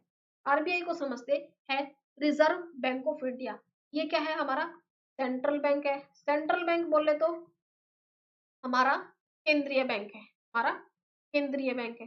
केंद्रीय बैंक क्या होता है भाई, केंद्रीय बैंक केंद्र मतलब केंद्र में है सेंटर में है, मतलब कि सभी बैंक जितने भी और बैंक है ना भाई उनका ये फादर है, ये कमर्शियल बैंक का कमर्शियल बैंक का फादर है, फादर ऑफ कमर्शियल बैंक। अब भाई कमर्शियल बैंक क्या होते हैं, कमर्शियल बैंक वो होते हैं जिसमें हम अपनी डे टू डे ट्रांजेक्शन करते हैं, जिसमें हमारा अकाउंट होता है, मतलब कि जिसमें आम पब्लिक का खाता होता है, आम पब्लिक अपनी डिपॉजिट्स को सबमिट कराती है और लोन्स लेती है, वो होते हैं कमर्शियल बैंक। कमर्शियल बैंक जैसे कि हमारा सिंडिकेट बैंक, हमारा Punjab national bank, state bank of India, Canara bank, bank of Baroda, जो भी बैंक आपके घर के आसपास है जिसमें भी आपका अकाउंट है वो कमर्शियल बैंक है।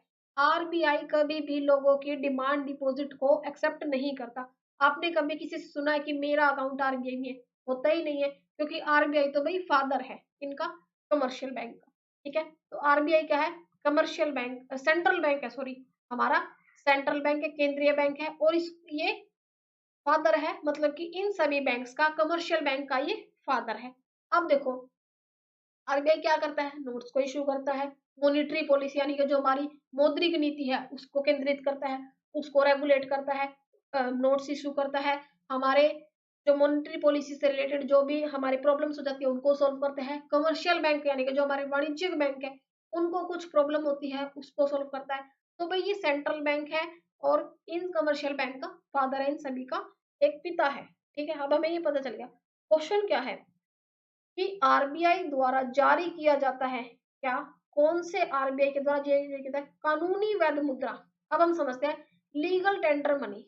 भाई लीगल टेंडर मनी, अब हमें ये तो पता चल गया कि आरबीआई पैसे नोट्स को इश्यू करते हैं, मतलब कि जो भी हमारी इकोनॉमी में हम नोट्स लेते हैं, देते हैं, ट्रांजैक्शन करते हैं, कोई सामान खरीदते हैं, तो वो हम लिख देखते हैं नोट्स पर कि रिजर्व बैंक के द्वारा मान्यता था। ठीक है, हम देखते हैं नोट्स पर लिखा होता है भारतीय रिजर्व बैंक।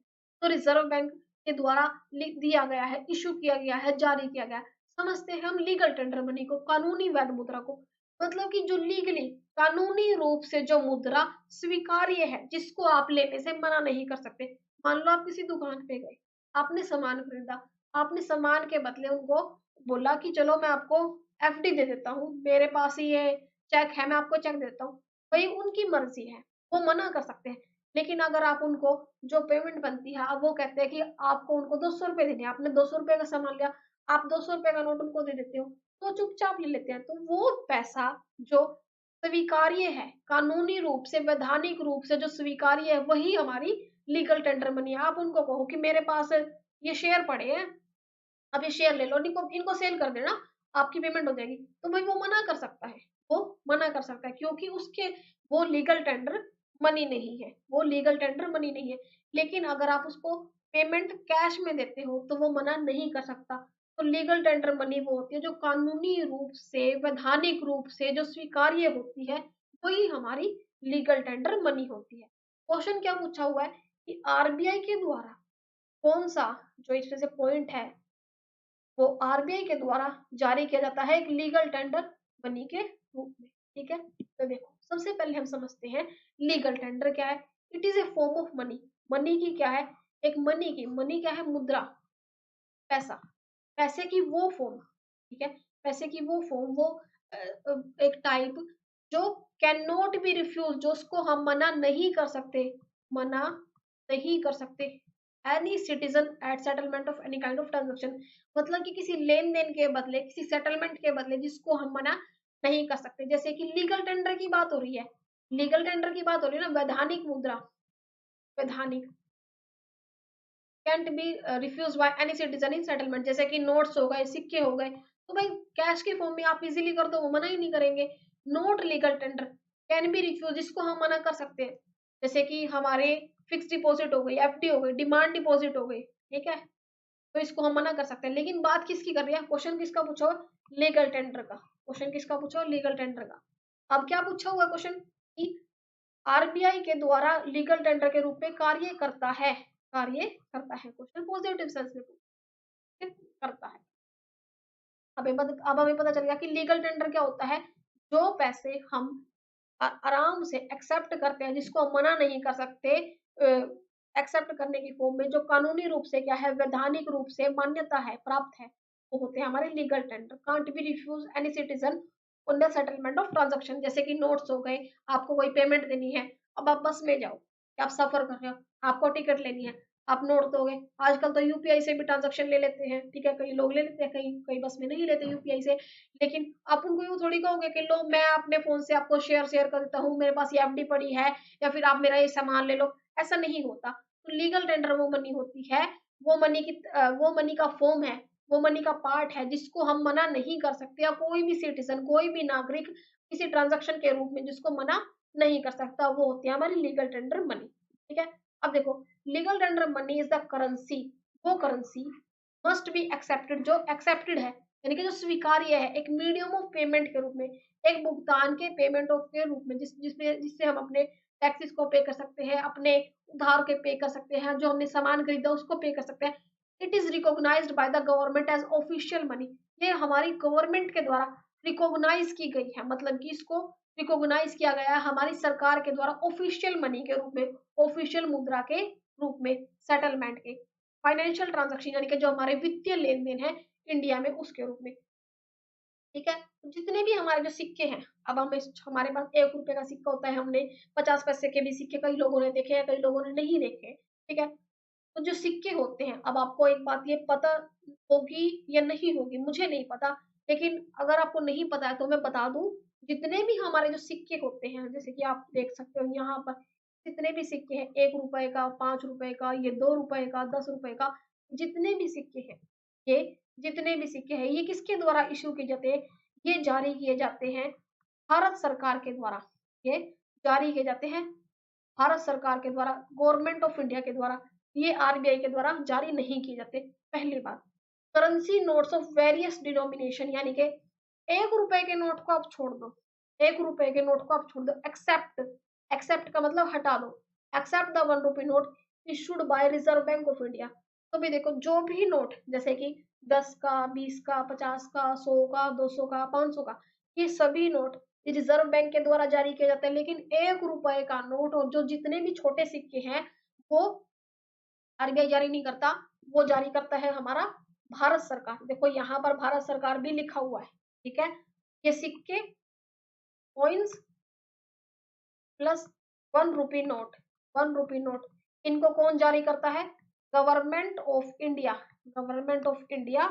और जो हमारा 10 रुपए का नोट है, 5 रुपए का नोट है, 20 रुपए का नोट है, 100 रुपए का नोट है, 50 रुपए का नोट है, 500 का है, 200 रुपए का नोट है, ये सभी नोट्स कौन जारी करता है? रिजर्व बैंक ऑफ इंडिया, यानी कि हमारा केंद्रीय बैंक। ठीक है, हमारा सेंट्रल बैंक। ठीक है, अब क्वेश्चन क्या था हमारा? हमारा क्वेश्चन क्या था कि लीगल टेंडर का बनेगा। क्वेश्चन था लीगल टेंडर का, कि आरबीआई का लीगल टेंडर का। तो देखो, 1 note and coins which are issued by government of India, मतलब कि 1 रुपए का नोट, ₹1 नोट और सिक्के जो कौन इशू करता है? Government of India. और जो बाकी नोट्स है 1 रुपए से बड़े, वो रिजर्व बैंक जारी करता है। ये हमें पता चल गया। लीगल टेंडर का अर्थ है वह मुद्रा जिसे कानूनन किसी भी वित्तीय लेन देन में स्वीकार करना अनिवार्य है, मतलब कि कंपल्सरी है, हम मना ही नहीं कर सकते उसको लेने से।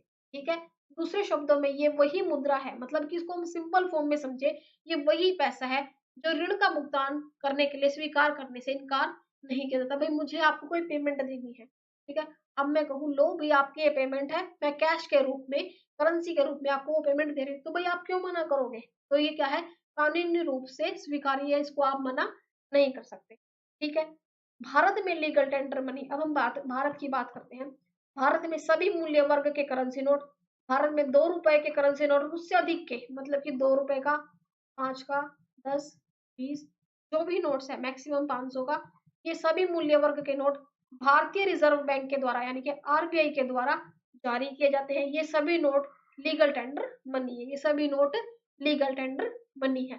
अब आपको समझ में आ गया कि लीगल टेंडर मनी क्या है, आरबीआई कौन कौन से नोट जारी करता है, कौन कौन से सिक्के और नोट गवर्नमेंट ऑफ इंडिया जारी करते हैं। क्वेश्चन को समझते हैं दोबारा। क्वेश्चन क्या था कि लीगल टेंडर मनी के रूप में आरबीआई क्या काम करता है? Demand deposit. तो भाई देखो, डिमांड डिपॉजिट किसका काम है? डिमांड डिपॉजिट तो काम अलग है। ठीक है, अब देखो क्या हो जाएगा इसका आंसर, आंसर इसका हो जाएगा थर्ड, सी, केवल सी सही है।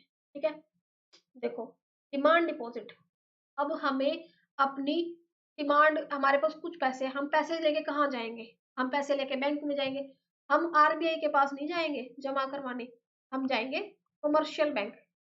कमर्शियल बैंक, कमर्शियल बैंक कौन से होते हैं? जैसे कि पीएनबी, एसबीआई, कैनरा बैंक, यानी कि जो आपके घरों के आसपास है। अब आरबीआई भाई आपके घर के पास तो है नहीं, आरबीआई की तो एक ही ब्रांच है। ठीक है, आपके घर के पास जो भी बैंक है जिसमें आपका अकाउंट है वही कमर्शियल बैंक है। तो डिमांड डिपॉजिट यानी कि जो आपके पास पैसा है, आप हर महीने अपने बैंक में कुछ पैसा जमा कराते हो, वो आप अपने बैंक अकाउंट में डालते हो, ना कि आरबीआई के। कॉइन्स ऑफ ऑल डिनोमिनेशन, जितने भी सिक्के हैं, भाई सिक्के कौन जारी करता है? गवर्नमेंट ऑफ इंडिया, भारत सरकार। ये तो सरकार जारी करती है, भारत सरकार। ठीक है, ये भी नहीं होगा। 1 रुपए के अतिरिक्त, मतलब कि 1 रुपए का छोड़ के सभी मूल्य वर्ग के करेंसी नोट, भाई ये करता है आरबीआई, ये करता है आरबीआई। मतलब कि 1 रुपए से बड़े जितने भी नोट है वो काम आरबीआई का। 1 रुपए का करेंसी नोट, 1 रुपए का करेंसी नोट तो गवर्नमेंट ऑफ इंडिया करती है। तो इसका आंसर हमारा हो जाएगा सी, थर्ड। ठीक है, जो हो गया हमारा क्वेश्चन पूरा हमने समझ लिया कि आरबीआई क्या होता है, आरबीआई कैसे काम करता है, आरबीआई कमर्शियल बैंक है, ठीक है। आरबीआई का भाई देखो, अब आरबीआई को मैं आपको बता दूं, आरबीआई की स्थापना होती है 1935 में। एक्ट कौन सा था? एक्ट था 1934, ठीक है। एक्ट 1934 था। आरबीआई की स्थापना होती है 1935 में। आरबीआई क्या है? हमारा सेंट्रल बैंक है, हमारा केंद्रीय बैंक है। ये सभी जितने भी हमारे कमर्शियल बैंक है, वाणिज्यिक बैंक है, उनका एक पिता है, उनका एक फादर है, ठीक है। मैंने आपको आरबीआई का एक्ट बता दिया। आरबीआई एस्टेब्लिश हुआ था 1935 में, उसकी स्थापना हुई थी 1935 में, और एक्ट था 1934 का, ये हमें ध्यान ध्यान रखना है। और हाँ जी, 1949 में ये नेशनलाइज्ड हुआ था, यानी कि इसका इसका क्या किया था? नेशनलाइजेशन किया गया था, ठीक है। इसका राष्ट्रीयकरण किया गया था 1949 में, इसका राष्ट्रीयकरण किया गया था, ठीक है। अब हमें समझ में आ गया कि आरबीआई क्या है, कौन से इसके एक्ट है, लीगल टेंडर मनी क्या है, गवर्नमेंट ऑफ इंडिया कौन से सिक्के और नोट्स को जारी करता है, और आरबीआई कौन से नोट्स को जारी करता है, ये हमने समझ लिया, ठीक है।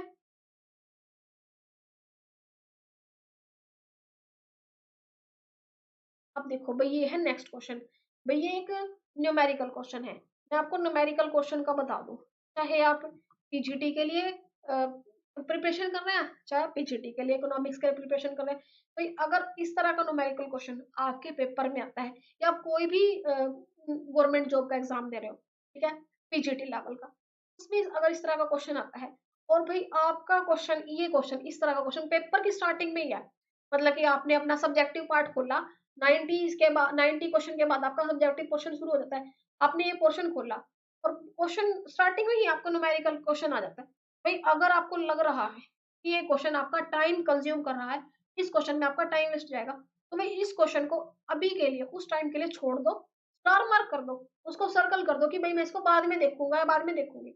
आपको क्या करना है, आपको एक क्वेश्चन के पीछे आप अपने 15 मतलब कि 50 शॉर्ट क्वेश्चन जो आपका सब्जेक्टिव क्वेश्चन है, उसको आप नहीं छोड़ सकते। इस क्वेश्चन में मान लो आपके 20 मिनट लग गए, भैया आपको तो आधे घंटे से ज्यादा टाइम वेस्ट हो गया ना। इस टाइप के क्वेश्चन आप कब करोगे? जब आपका और पेपर हो जाता है, आपके पास टाइम बच रहा है, अगर आपको लग रहा है आपसे नहीं हो रहा है, तो भैया आप छोड़ दीजिए, आप जो आता है उस पर फोकस करिए। बट हमें क्या है, हमें तो सारे क्वेश्चन करने हैं। आइए मैं आपको ये क्वेश्चन करवा, तो देखो क्वेश्चन में क्या पूछा हुआ है, साख सृजन, साख सृजन यानी कि क्रेडिट क्रिएशन। क्रेडिट क्रिएशन कौन करता है? भाई हमें अगर पैसे की जरूरत है, आपको अगर पैसे की जरूरत है, आप सोचते चलो भाई अपना कोई बिजनेस सेटअप करते हैं, क्रेडिट कौन देगा? भाई आरबीआई तो आपको पैसा देगी नहीं, डायरेक्ट तो कोई आरबीआई से पैसा ला ही नहीं सकता नॉर्मल पर्सन।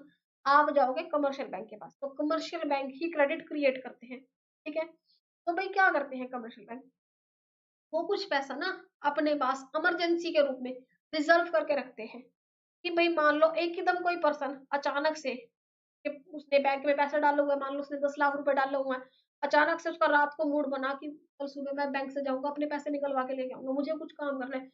अगर वो ऑन द स्पॉट नेक्स्ट, मतलब 2-3 महीने पहले पैसे उसने डलवाए 10 लाख रुपए अपने अकाउंट में, और वो किसी भी दिन बैंक में अचानक पहुंच जाता अपने पैसे निकलवाने, तो भाई बैंक के पास इतने रिजर्व हो, इतना बैंक के पास अमाउंट हो सिक्योरिटी के रूप में, वो अपना एक बैकअप बना के रखे कि वो तुरंत उसको वो पैसे दे सके, ठीक है।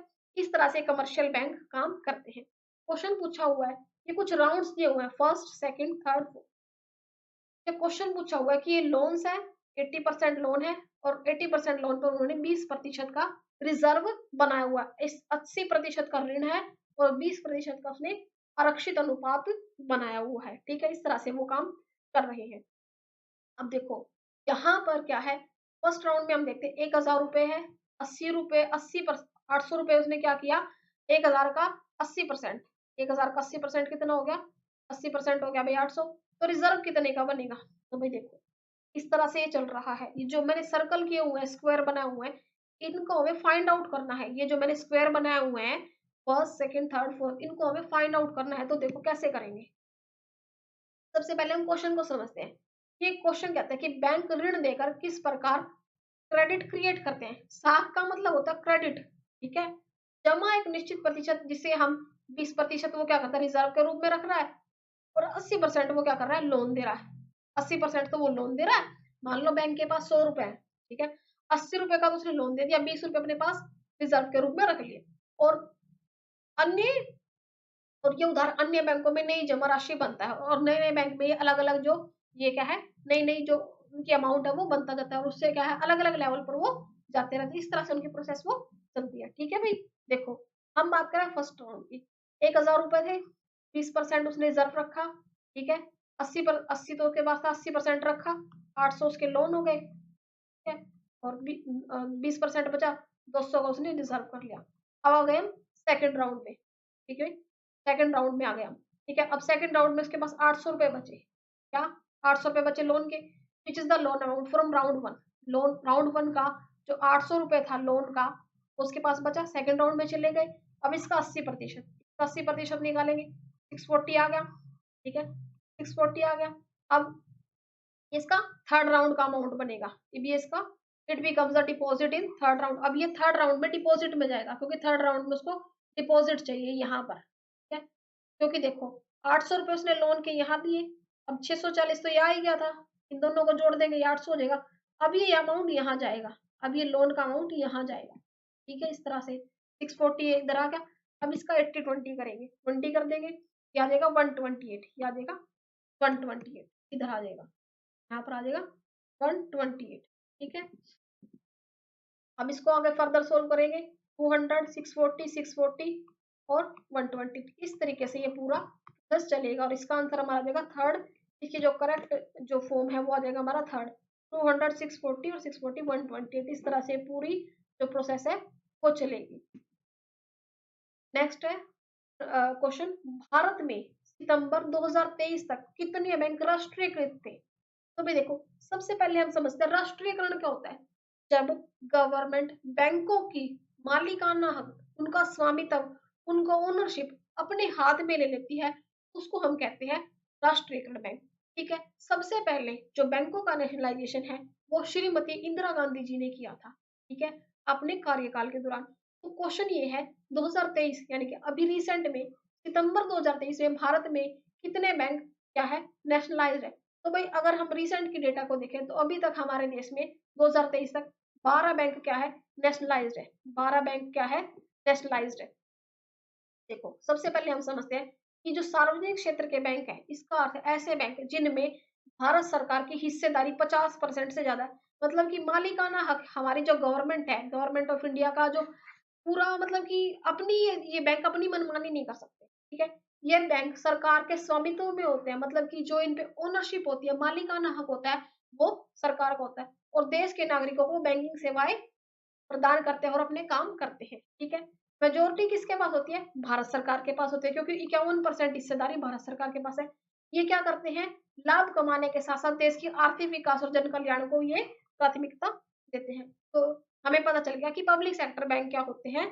ठीक है, तो 2023 तक सितंबर तक 12 पब्लिक सेक्टर बैंक है हमारे इंडिया में, जिसमें है SBI, Punjab national bank, union bank, Canara bank, central bank, bank of India, bank of Baroda और इलाहाबाद बैंक, ओवरसीज बैंक। ये सभी बैंक क्या है? पब्लिक सेक्टर बैंक है और ये क्या है नेशनलाइज्ड है। 2023 सितंबर तक 12 बैंक क्या है राष्ट्रीय बैंक है। ठीक है, ये बैंक उनके अंदर है। नेक्स्ट क्वेश्चन है, निम्नलिखित में से कौन सा तटस्थता वक्र आईसी के निर्माण का आधार होता है? तो भाई देखो, तटस्थता वक्र लिखा हो या फिर उदासीनता वक्र लिखा हो, हम क्वेश्चन देखते ही समझ गए कि ये इंडिफरेंस कर्व का क्वेश्चन है।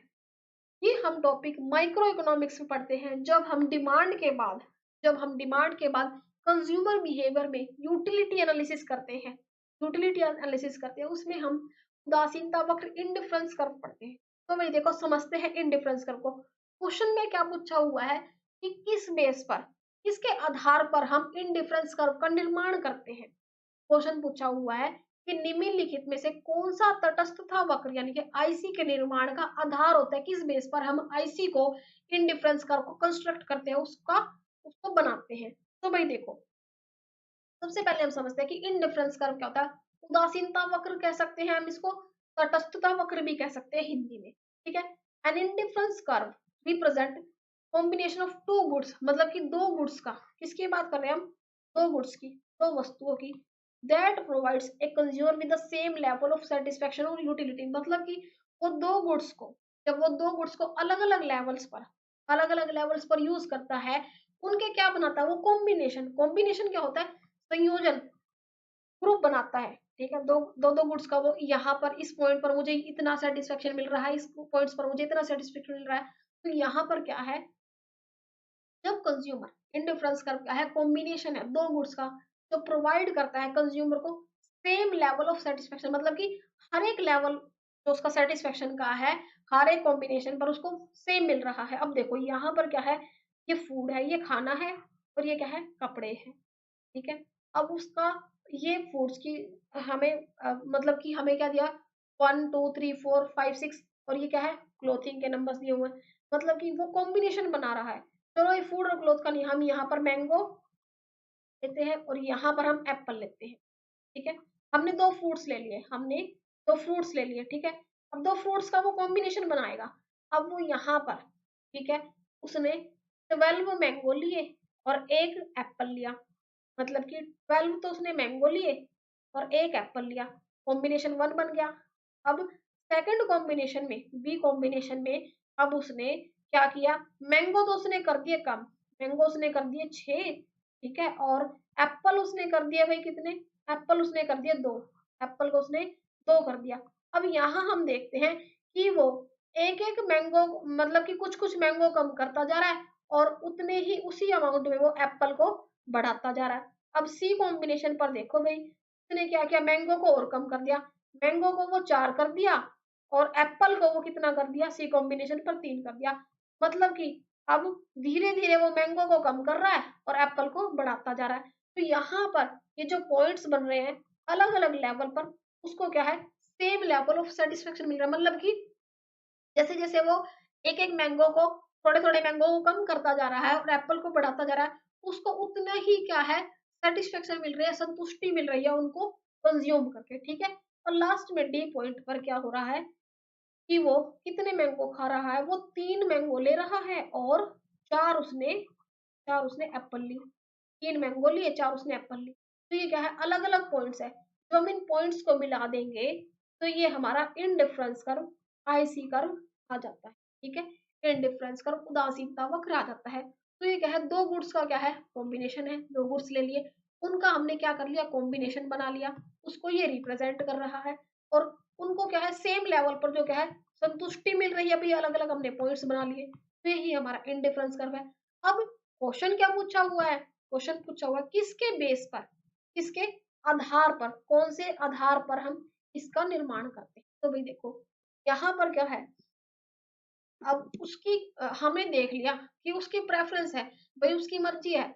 अब वो क्या कर सकता है, यहाँ पर उसने मैंगो 6 मैंगो भी खा सकता है और 4 एप्पल भी खा सकता है, इसका ये कॉम्बिनेशन भी बन गया।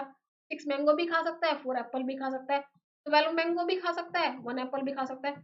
मतलब कि जो अलग अलग कॉम्बिनेशन बन रहे हैं, ये उसकी क्या है, प्रेफरेंस है, उसकी मर्जी है। मतलब कि उसकी मर्जी है, उसका, उसको हर लेवल पर क्या मिल रही है, सेम सेटिस्फेक्शन मिल रही है, उसको सेम सेटिस्फेक्शन मिल रही है। ठीक है, अब वो वहां पर अपने आप को बहुत अच्छे लेवल पर, उसको क्या है, मतलब मैं इक्विलिब्रियम में हूँ, मतलब कि मुझे यहाँ बहुत अच्छा लग रहा है इस तरह से यूज करके। तो यहाँ पर ये क्या है, इससे क्या पता चलता है कि जो कंज्यूमर का इंडिफरेंस कर्व है, जो कंज्यूमर का इंडिफरेंस कर्व है वो किस पर बेस होके बनता है, वो बनता है कंज्यूमर के प्रेफरेंस पर, कि वो किस तरह से अपनी प्रेफर को रखता है। भाई अब आपकी मर्जी है, ये देखो यहाँ पर तो हमने इसको इसको मान लिया, अब आपकी मर्जी है। अब आप मान लो 12 मैंगो की जगह आप 10 मैंगो ले लो, 10 मैंगो ले लो और 1 एप्पल ले लो, 10 मैंगो ले लो और 2 एप्पल ले लो, ये आपकी मर्जी है। तो आपका पॉइंट ये आ जाएगा। तो हम अलग अलग प्रेफरेंस पर अलग अलग पर्सन की अलग अलग चॉइसेस हो सकते हैं। जो हमारा इंडिफरेंस कर्व है, यानी कि जो हमारा उदासीनता वक्र है, वो कंज्यूमर के कंज्यूमर के जो प्रेफरेंस स्केल है, अधिमान का पैमाना है, उस पर बनता है। ठीक है, तो इसका आंसर हमारा आ जाएगा 4। ये क्यों नहीं है इसके आंसर, ये क्यों नहीं है इसके आंसर, इनको हम समझते हैं। ये 3 पॉइंट्स क्यों नहीं है, देखो इसको हम समझते हैं। हमें ये तो पता चल गया कि इसका आंसर ये क्यों है, ये तो पता चल गया कि इसका आंसर ये क्यों है, इसका करेक्ट आंसर ये क्यों है। अब हमें इनकी बात करनी है, ये तो इसका आंसर है। इन देखो, कंज्यूमर की इनकम, उपभोक्ता की आय, क्या, उपभोक्ता की आय को समझते हैं। क्या होती है उपभोक्ता क्या है, मतलब कि जो इनकम को अर्न कर रहा है, consumer income considered when plotting of budget. भाई देखो, कंज्यूमर इंडिफरेंस करके बाद हम बजट कंस्ट्रेंट को पढ़ते हैं, बजट लाइन को पढ़ते हैं।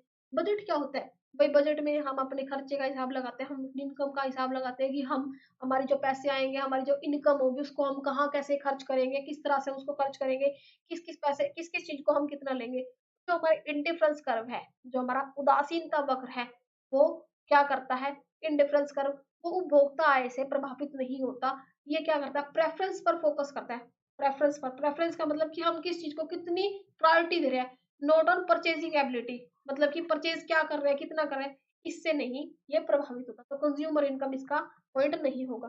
नेक्स्ट है absolute price of two goods, मतलब कि दो गुड्स का, दो चीजों का जो एब्सोल्यूट प्राइस है, वो हेल्प करता है हमें बजट लाइन को कॉन्स्टेंट करने में। जब हम बजट लाइन का पूरा टॉपिक करेंगे यूटिलिटी एनालिसिस में, उसमें बजट लाइन से हमें क्या पता करते हैं कि देखो बजट लाइन क्या है। भाई देखो, मान लो ये कंज्यूमर की इनकम है, ठीक है। अब इस इनकम के अंदर वो यहाँ तक ही सामान लेगा, ठीक है, उसकी इनकम तो इतनी है, अब इससे बाहर वो खरीद ही नहीं सकता। क्यों? भाई उसके पास 5,000 है, 5,000 उसकी इनकम है, वो 10,000 का खर्चा कैसे कर लेगा? तो यहाँ पर absolute of price of income ये बताता है कि बजट लाइन के अंदर वो क्या करता है, अपने रेलेवेंट पॉइंट्स के अंदर ही अपने पैसे सामान को खरीदता है। जो आईसी है वो कॉम्बिनेशन ऑफ टू गुड्स को बताती है, सेम यूटिलिटी, मतलब कि उस लेवल पर उसको यूटिलिटी दे रही है, लेकिन उस चीज का प्राइस क्या है इससे उसको मैटर नहीं पड़ता। प्राइस क्या है, इसमें हम प्राइस की बात नहीं करते इंडिफरेंस कर्व में। इसमें हम बात करते हैं कि दो गुड्स को अलग अलग तरीके से किस तरह से वो यूज करता है, किस किस कॉम्बिनेशन पे यूज करता है, उसको सेम लेवल ऑफ सेटिस्फेक्शन मिल रही है। ठीक है, ये होता है absolute price. Relative price are important in deciding the slope of budget line. Relative price क्या, बजट लाइन से ये प्रभावित होता है, और रिलेटिव प्राइस को हम बजट लाइन में पढ़ते हैं, इन डिफरेंस कर्व से इस पर प्रभाव नहीं पड़ता।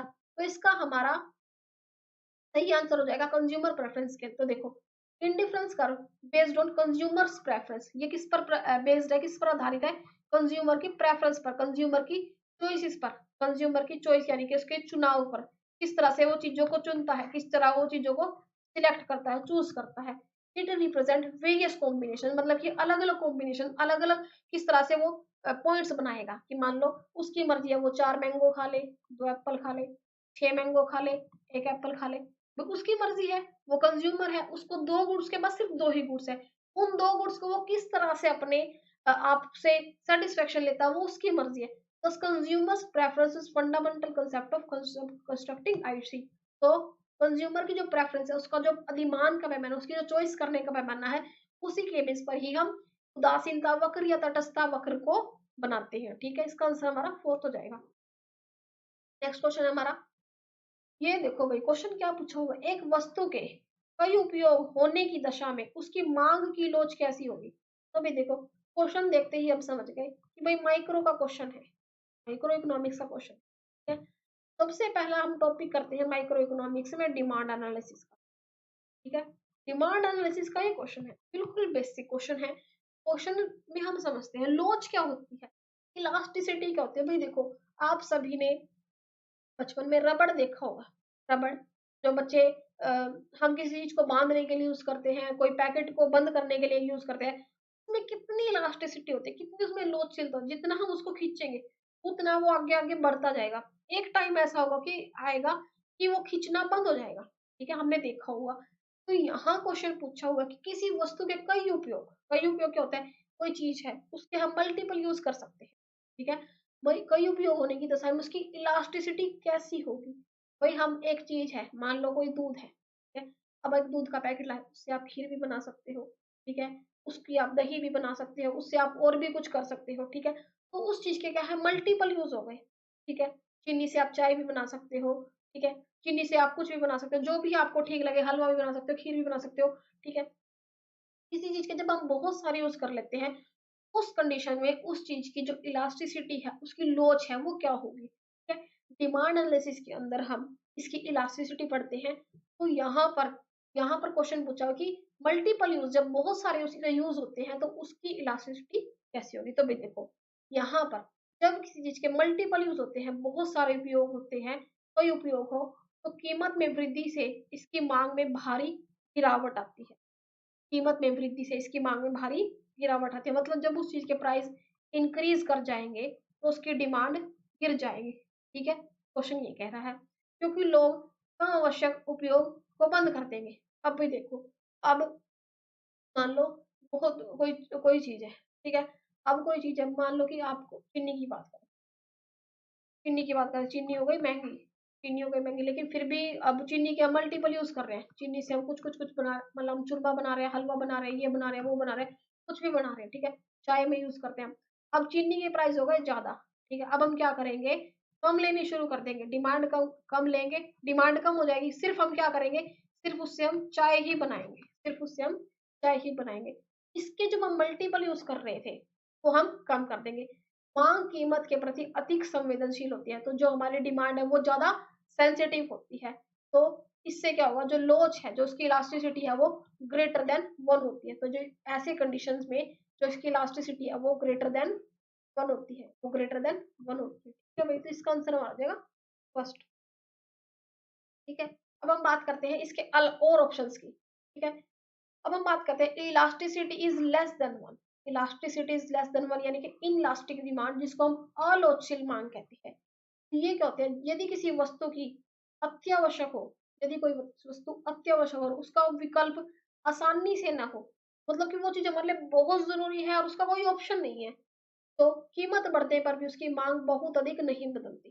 भाई देखो, अब नमक की बात करते हैं, ठीक है, हमारे लिए बहुत जरूरी है भाई, बिना नमक के सब्जी में स्वाद नहीं आता, उसका कोई ऑप्शन भी नहीं है। भाई नमक बहुत टाइप के हैं, ब्लैक सैल्ट, आप ये जो हिमालयन सॉल्ट है, ठीक है, और काला नमक आता है, 3-4 टाइप्स के हम नमक देखते हैं, सेंधा नमक हो गया, ठीक है, तो अब हमें क्या है, हम उस चीज के हैबिचुअल हो चुके हैं, हम व्हाइट सॉल्ट यूज करते हैं, ठीक है, अब वह हमारे लिए बहुत जरूरी है, अत्यावश्यक है, उसका कोई आसानी से ऑप्शन भी नहीं है, अल्टरनेट भी नहीं है, सब्सिट्यूट भी नहीं है, तो कीमत बढ़ने पर भी उसकी मांग बहुत अधिक नहीं बदलती, मतलब कि मान लो अब नमक का पैकेट आता है 25 रुपए का, ठीक है, अब कीमत हो गई उसकी 30 रुपीज, ठीक है, कीमत बढ़ गई, प्राइस उसके बढ़ गए, अब क्या है, फिर भी हम क्या उसको खरीदेंगे ही खरीदेंगे, तो उसकी, लेकिन जिन वस्तुओं के उपयोग हो तो उसकी जो डिमांड है वो इतनी नहीं बढ़ती, मतलब कि उसकी डिमांड पर इतना प्रभाव नहीं बदलता, मांग बहुत अधिक नहीं बदलती, मतलब क्यों है, ऐसा नहीं है कि 25 से 30 रुपए प्राइस होगा तो लोगों ने उसको खरीदना ही बंद कर दिया, थोड़ा कम ले लेंगे, कम यूज कर लेंगे, लेकिन उसको खरीदेंगे, लेकिन जिन वस्तुओं के कई उपयोग होते हैं उनमें ऐसा कम होता है, ठीक है, तो इसका आंसर ये तो हमारा इलास्टिक डिमांड हो गया, वो तो हमारा उसका आंसर हो ही गया था, इलास्टिक डिमांड, क्योंकि मल्टीपल यूज है, ठीक है। अब देखो, perfectly inelastic demand, perfectly inelastic demand, पूर्णतः अलोचशील मांग, demand remains constant regardless of price change, elasticity zero, मतलब की कीमत बदलने पर भी मांग स्थिर रहती है, मतलब कि प्राइस चेंज हो गया, मान लो प्राइस बढ़ गया और क्या है, डिमांड सेम है, डिमांड सेम है, मान लो किस चीज का प्राइस था पहले 100 रुपए, अब बढ़ गया 200 रुपये हो गया, ठीक है, मान लो किसी सब्जी की बात करें हम, ठीक है, हम बात करते हैं टोमेटो की, पहले 100 रुपए केजी थे, अब 200 हो गए, अब क्या है, लोग उतने ही खरीद रहे हैं, मान लो 2-2 किलो खरीद रहे हैं, 4-4 खरीद किलो किलो खरीद रहे हैं, ऐसा नहीं होता, डिमांड में अगर प्राइस में चेंज आ रहा है तो उसकी जो डिमांड है वो क्या होती है, थोड़ी बहुत कहीं ना कहीं प्रभावित होती है, ठीक है, तो ये क्या है, अनरियलिस्टिक है for products with multiple uses, तो भाई देखो, अब वो टोमेटो की जगह क्या करेंगे, और डालना शुरू कर देंगे, और कोई वैरायटी ऑफ एसेंस आते हैं वो डाल लेंगे, ठीक है, या फिर जैसे कि देखो, अब चाय पत्ती महंगी हो गई तो वो क्या करेंगे, कॉफी पीना स्टार्ट कर देंगे, ये तो है नहीं कि चाय पत्ती का प्राइस जो है वो ज्यादा हो गया, वो फिर भी उतनी ही खरीद रहे जितनी वो पहले खरीद रहे थे, तो इस तरह के जो ऑप्शन, इस तरह के जो ये होते हैं कंडीशंस, ये क्या होती है, इमेजिनरी सिचुएशन होती है, अनलिस्टिक होती है, ठीक है। नेक्स्ट है हमारा perfectly elastic demand, even a small price increase eliminates demand entirely, देखो मान लो किसी चीज का प्राइस पहले 10 रुपए था, ठीक है, मान लो किसी चीज का पहले प्राइस 10 रुपए था, अब उस चीज का प्राइस बढ़ के 10 रुपए 50 पैसे हो गया, प्राइस बढ़ के 10 रुपए 50 पैसे हो गया, ठीक है, थोड़ा सा ही प्राइस चेंज हुआ और उसकी डिमांड पूरी तरह से गिर गई है, उसकी डिमांड पूरी तरह से गिर गई है, तो ऐसा भी नहीं होता, इज अनलाइकली मल्टीपल, तो इसकी डिमांड डिक्रीज ऐसा बिल्कुल नहीं होता, तो ये क्या हो जाएगी इस कंडीशन में, elasticity is equal to infinite और elasticity is equal to zero, ये दो condition, elasticity is equal to zero और elasticity is equal to infinite, ये क्या है, इमेजिनरी सिचुएशन है, इस तरह की सिचुएशन अनरियलिस्टिक होती है, हमारी रियलिस्टिक वर्ल्ड में एग्जिस्ट नहीं करती। ठीक है, तो हमारा किस क्वेश्चन क्या था कि जिस चीजों के मल्टीपल यूज होते हैं उसकी इलास्टिसिटी ग्रेटर देन 1 होती है, जिसके मल्टीपल यूजेस नहीं होती उसकी इलास्टिसिटी लेस देन 1 होती है। और ये दोनों क्या है, नेक्स्ट हमारा क्वेश्चन है नेशनल कंज्यूमर हेल्पलाइन। ठीक है, जो हमारी नेशनल कंज्यूमर हेल्पलाइन है, नंबर विद मोटो जागो ग्राहक जागो। तो एक ऐड आती थी पहले टीवी पर, जागो ग्राहक जागो, जिसमें वो कंज्यूमर्स को उनके जो उनके राइट्स हैं, उनके जो अधिकार है उसके बारे में वो बताते थे। मतलब कि अगर आपको कहीं पर कोई किसी तरह की आपके साथ कोई ठगी हो जाती है, कोई आपके साथ मिसबिहेव हो जाता है, आपको कहीं लगता है कि आपका कहीं पर एक्सप्लॉइटेशन हुआ है, तो वो कंज्यूमर से रिलेटेड हेल्पलाइन थी। तो उस हेल्पलाइन का इन्होंने नंबर पूछा हुआ है। ठीक है, तो सबसे पहले हम समझते हैं कि कंज्यूमर कौन होता है। भाई देखो, कंज्यूमर हम है। कंज्यूमर कौन है? हम है। जो हम किसी चीज का कंज्यूम करते हैं, कंजम्पशन करते हैं, उपभोग करते हैं। हम जो डेली किसी चीज को कंज्यूम कर रहे हैं, हम टूथपेस्ट यूज करते हैं, शैम्पू यूज करते हैं, साबुन यूज करते हैं, कोई कुछ चीज खा रहे हैं, कोई चीज पी रहे हैं लिक्विड की फॉर्म में, तो हम उसका कंज्यूम कर रहे हैं, तो हम क्या है? कंज्यूमर है। तो कंज्यूमर के प्रोटेक्शन से रिलेटेड, उनके राइट से रिलेटेड एक हेल्पलाइन है जो कि हमारे नेशनल कंज्यूमर हेल्पलाइन है। उसका नंबर पूछा हुआ, तो भाई उसका नंबर है 1915। 1915 ये नंबर टोल फ्री नंबर है। इस पर आप कोई प्रॉब्लम है उसको ये एड्रेस करते हैं। ठीक है, नंबर इज 1915। तो ये जो नंबर है, उपभोक्ता राष्ट्रीय उपभोक्ता हेल्पलाइन एनसीएच का आधिकारिक टोल फ्री नंबर है।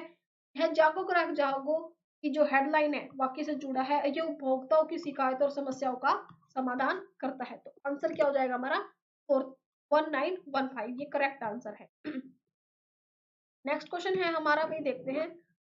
निम्नलिखित कथनों पर विचार कीजिए। हमें क्या है, दो स्टेटमेंट दी हुई है, उस पर हमें विचार करना है और हमें बताना है कि कौन से जो ऑप्शन है वो करेक्ट है और कौन से करेक्ट नहीं है। तो भाई देखो, फर्स्ट हमारा जो पॉइंट है वो है कैट 1947 के स्थान पर डंकल प्रस्ताव के आधार पर विश्व व्यापार संगठन 1995 की स्थापना की गई। यानी कि डब्ल्यूटीओ। डब्ल्यूटीओ को समझते हैं सबसे पहले। WTO stands for World Trade Organization, यानी कि विश्व व्यापार संस्था। 1995 में इसको एस्टेब्लिश किया गया, इसकी स्थापना की गई on the basis of Dunkel proposal in place of GATT 1947। तो भाई देखो, हम सभी को पता है कि डब्ल्यूटीओ से पहले क्या था? गैट था। यानी कि गैट को हम समझे तो ये क्या थी? एक general agreement between trade and tariffs. तो ये क्या था? जो गैट था, ये पहले एक इंस्टीट्यूशन था, इसको रिप्लेस करके डब्ल्यूटीओ की स्थापना की गई। तो सबसे पहले हम समझते हैं कि डब्ल्यूटीओ क्या करता है। ठीक है, इसको भी हम समझते हैं।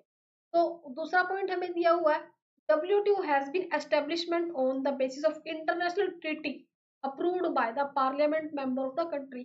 मतलब कि जो हमारा विश्व व्यापार संगठन है, इसकी स्थापना सदस्य देशों यानी कि जो उसके मेंबर्स कंट्री थे उनके द्वारा अप्रूव की गई एक इंटरनेशनल अंतरराष्ट्रीय संधि की गई। इंटरनेशनल संधि के स्तर पर उनका अप्रूवल हुआ, उसके आधार पर गैट इसकी डब्ल्यूटीओ की स्थापना की गई।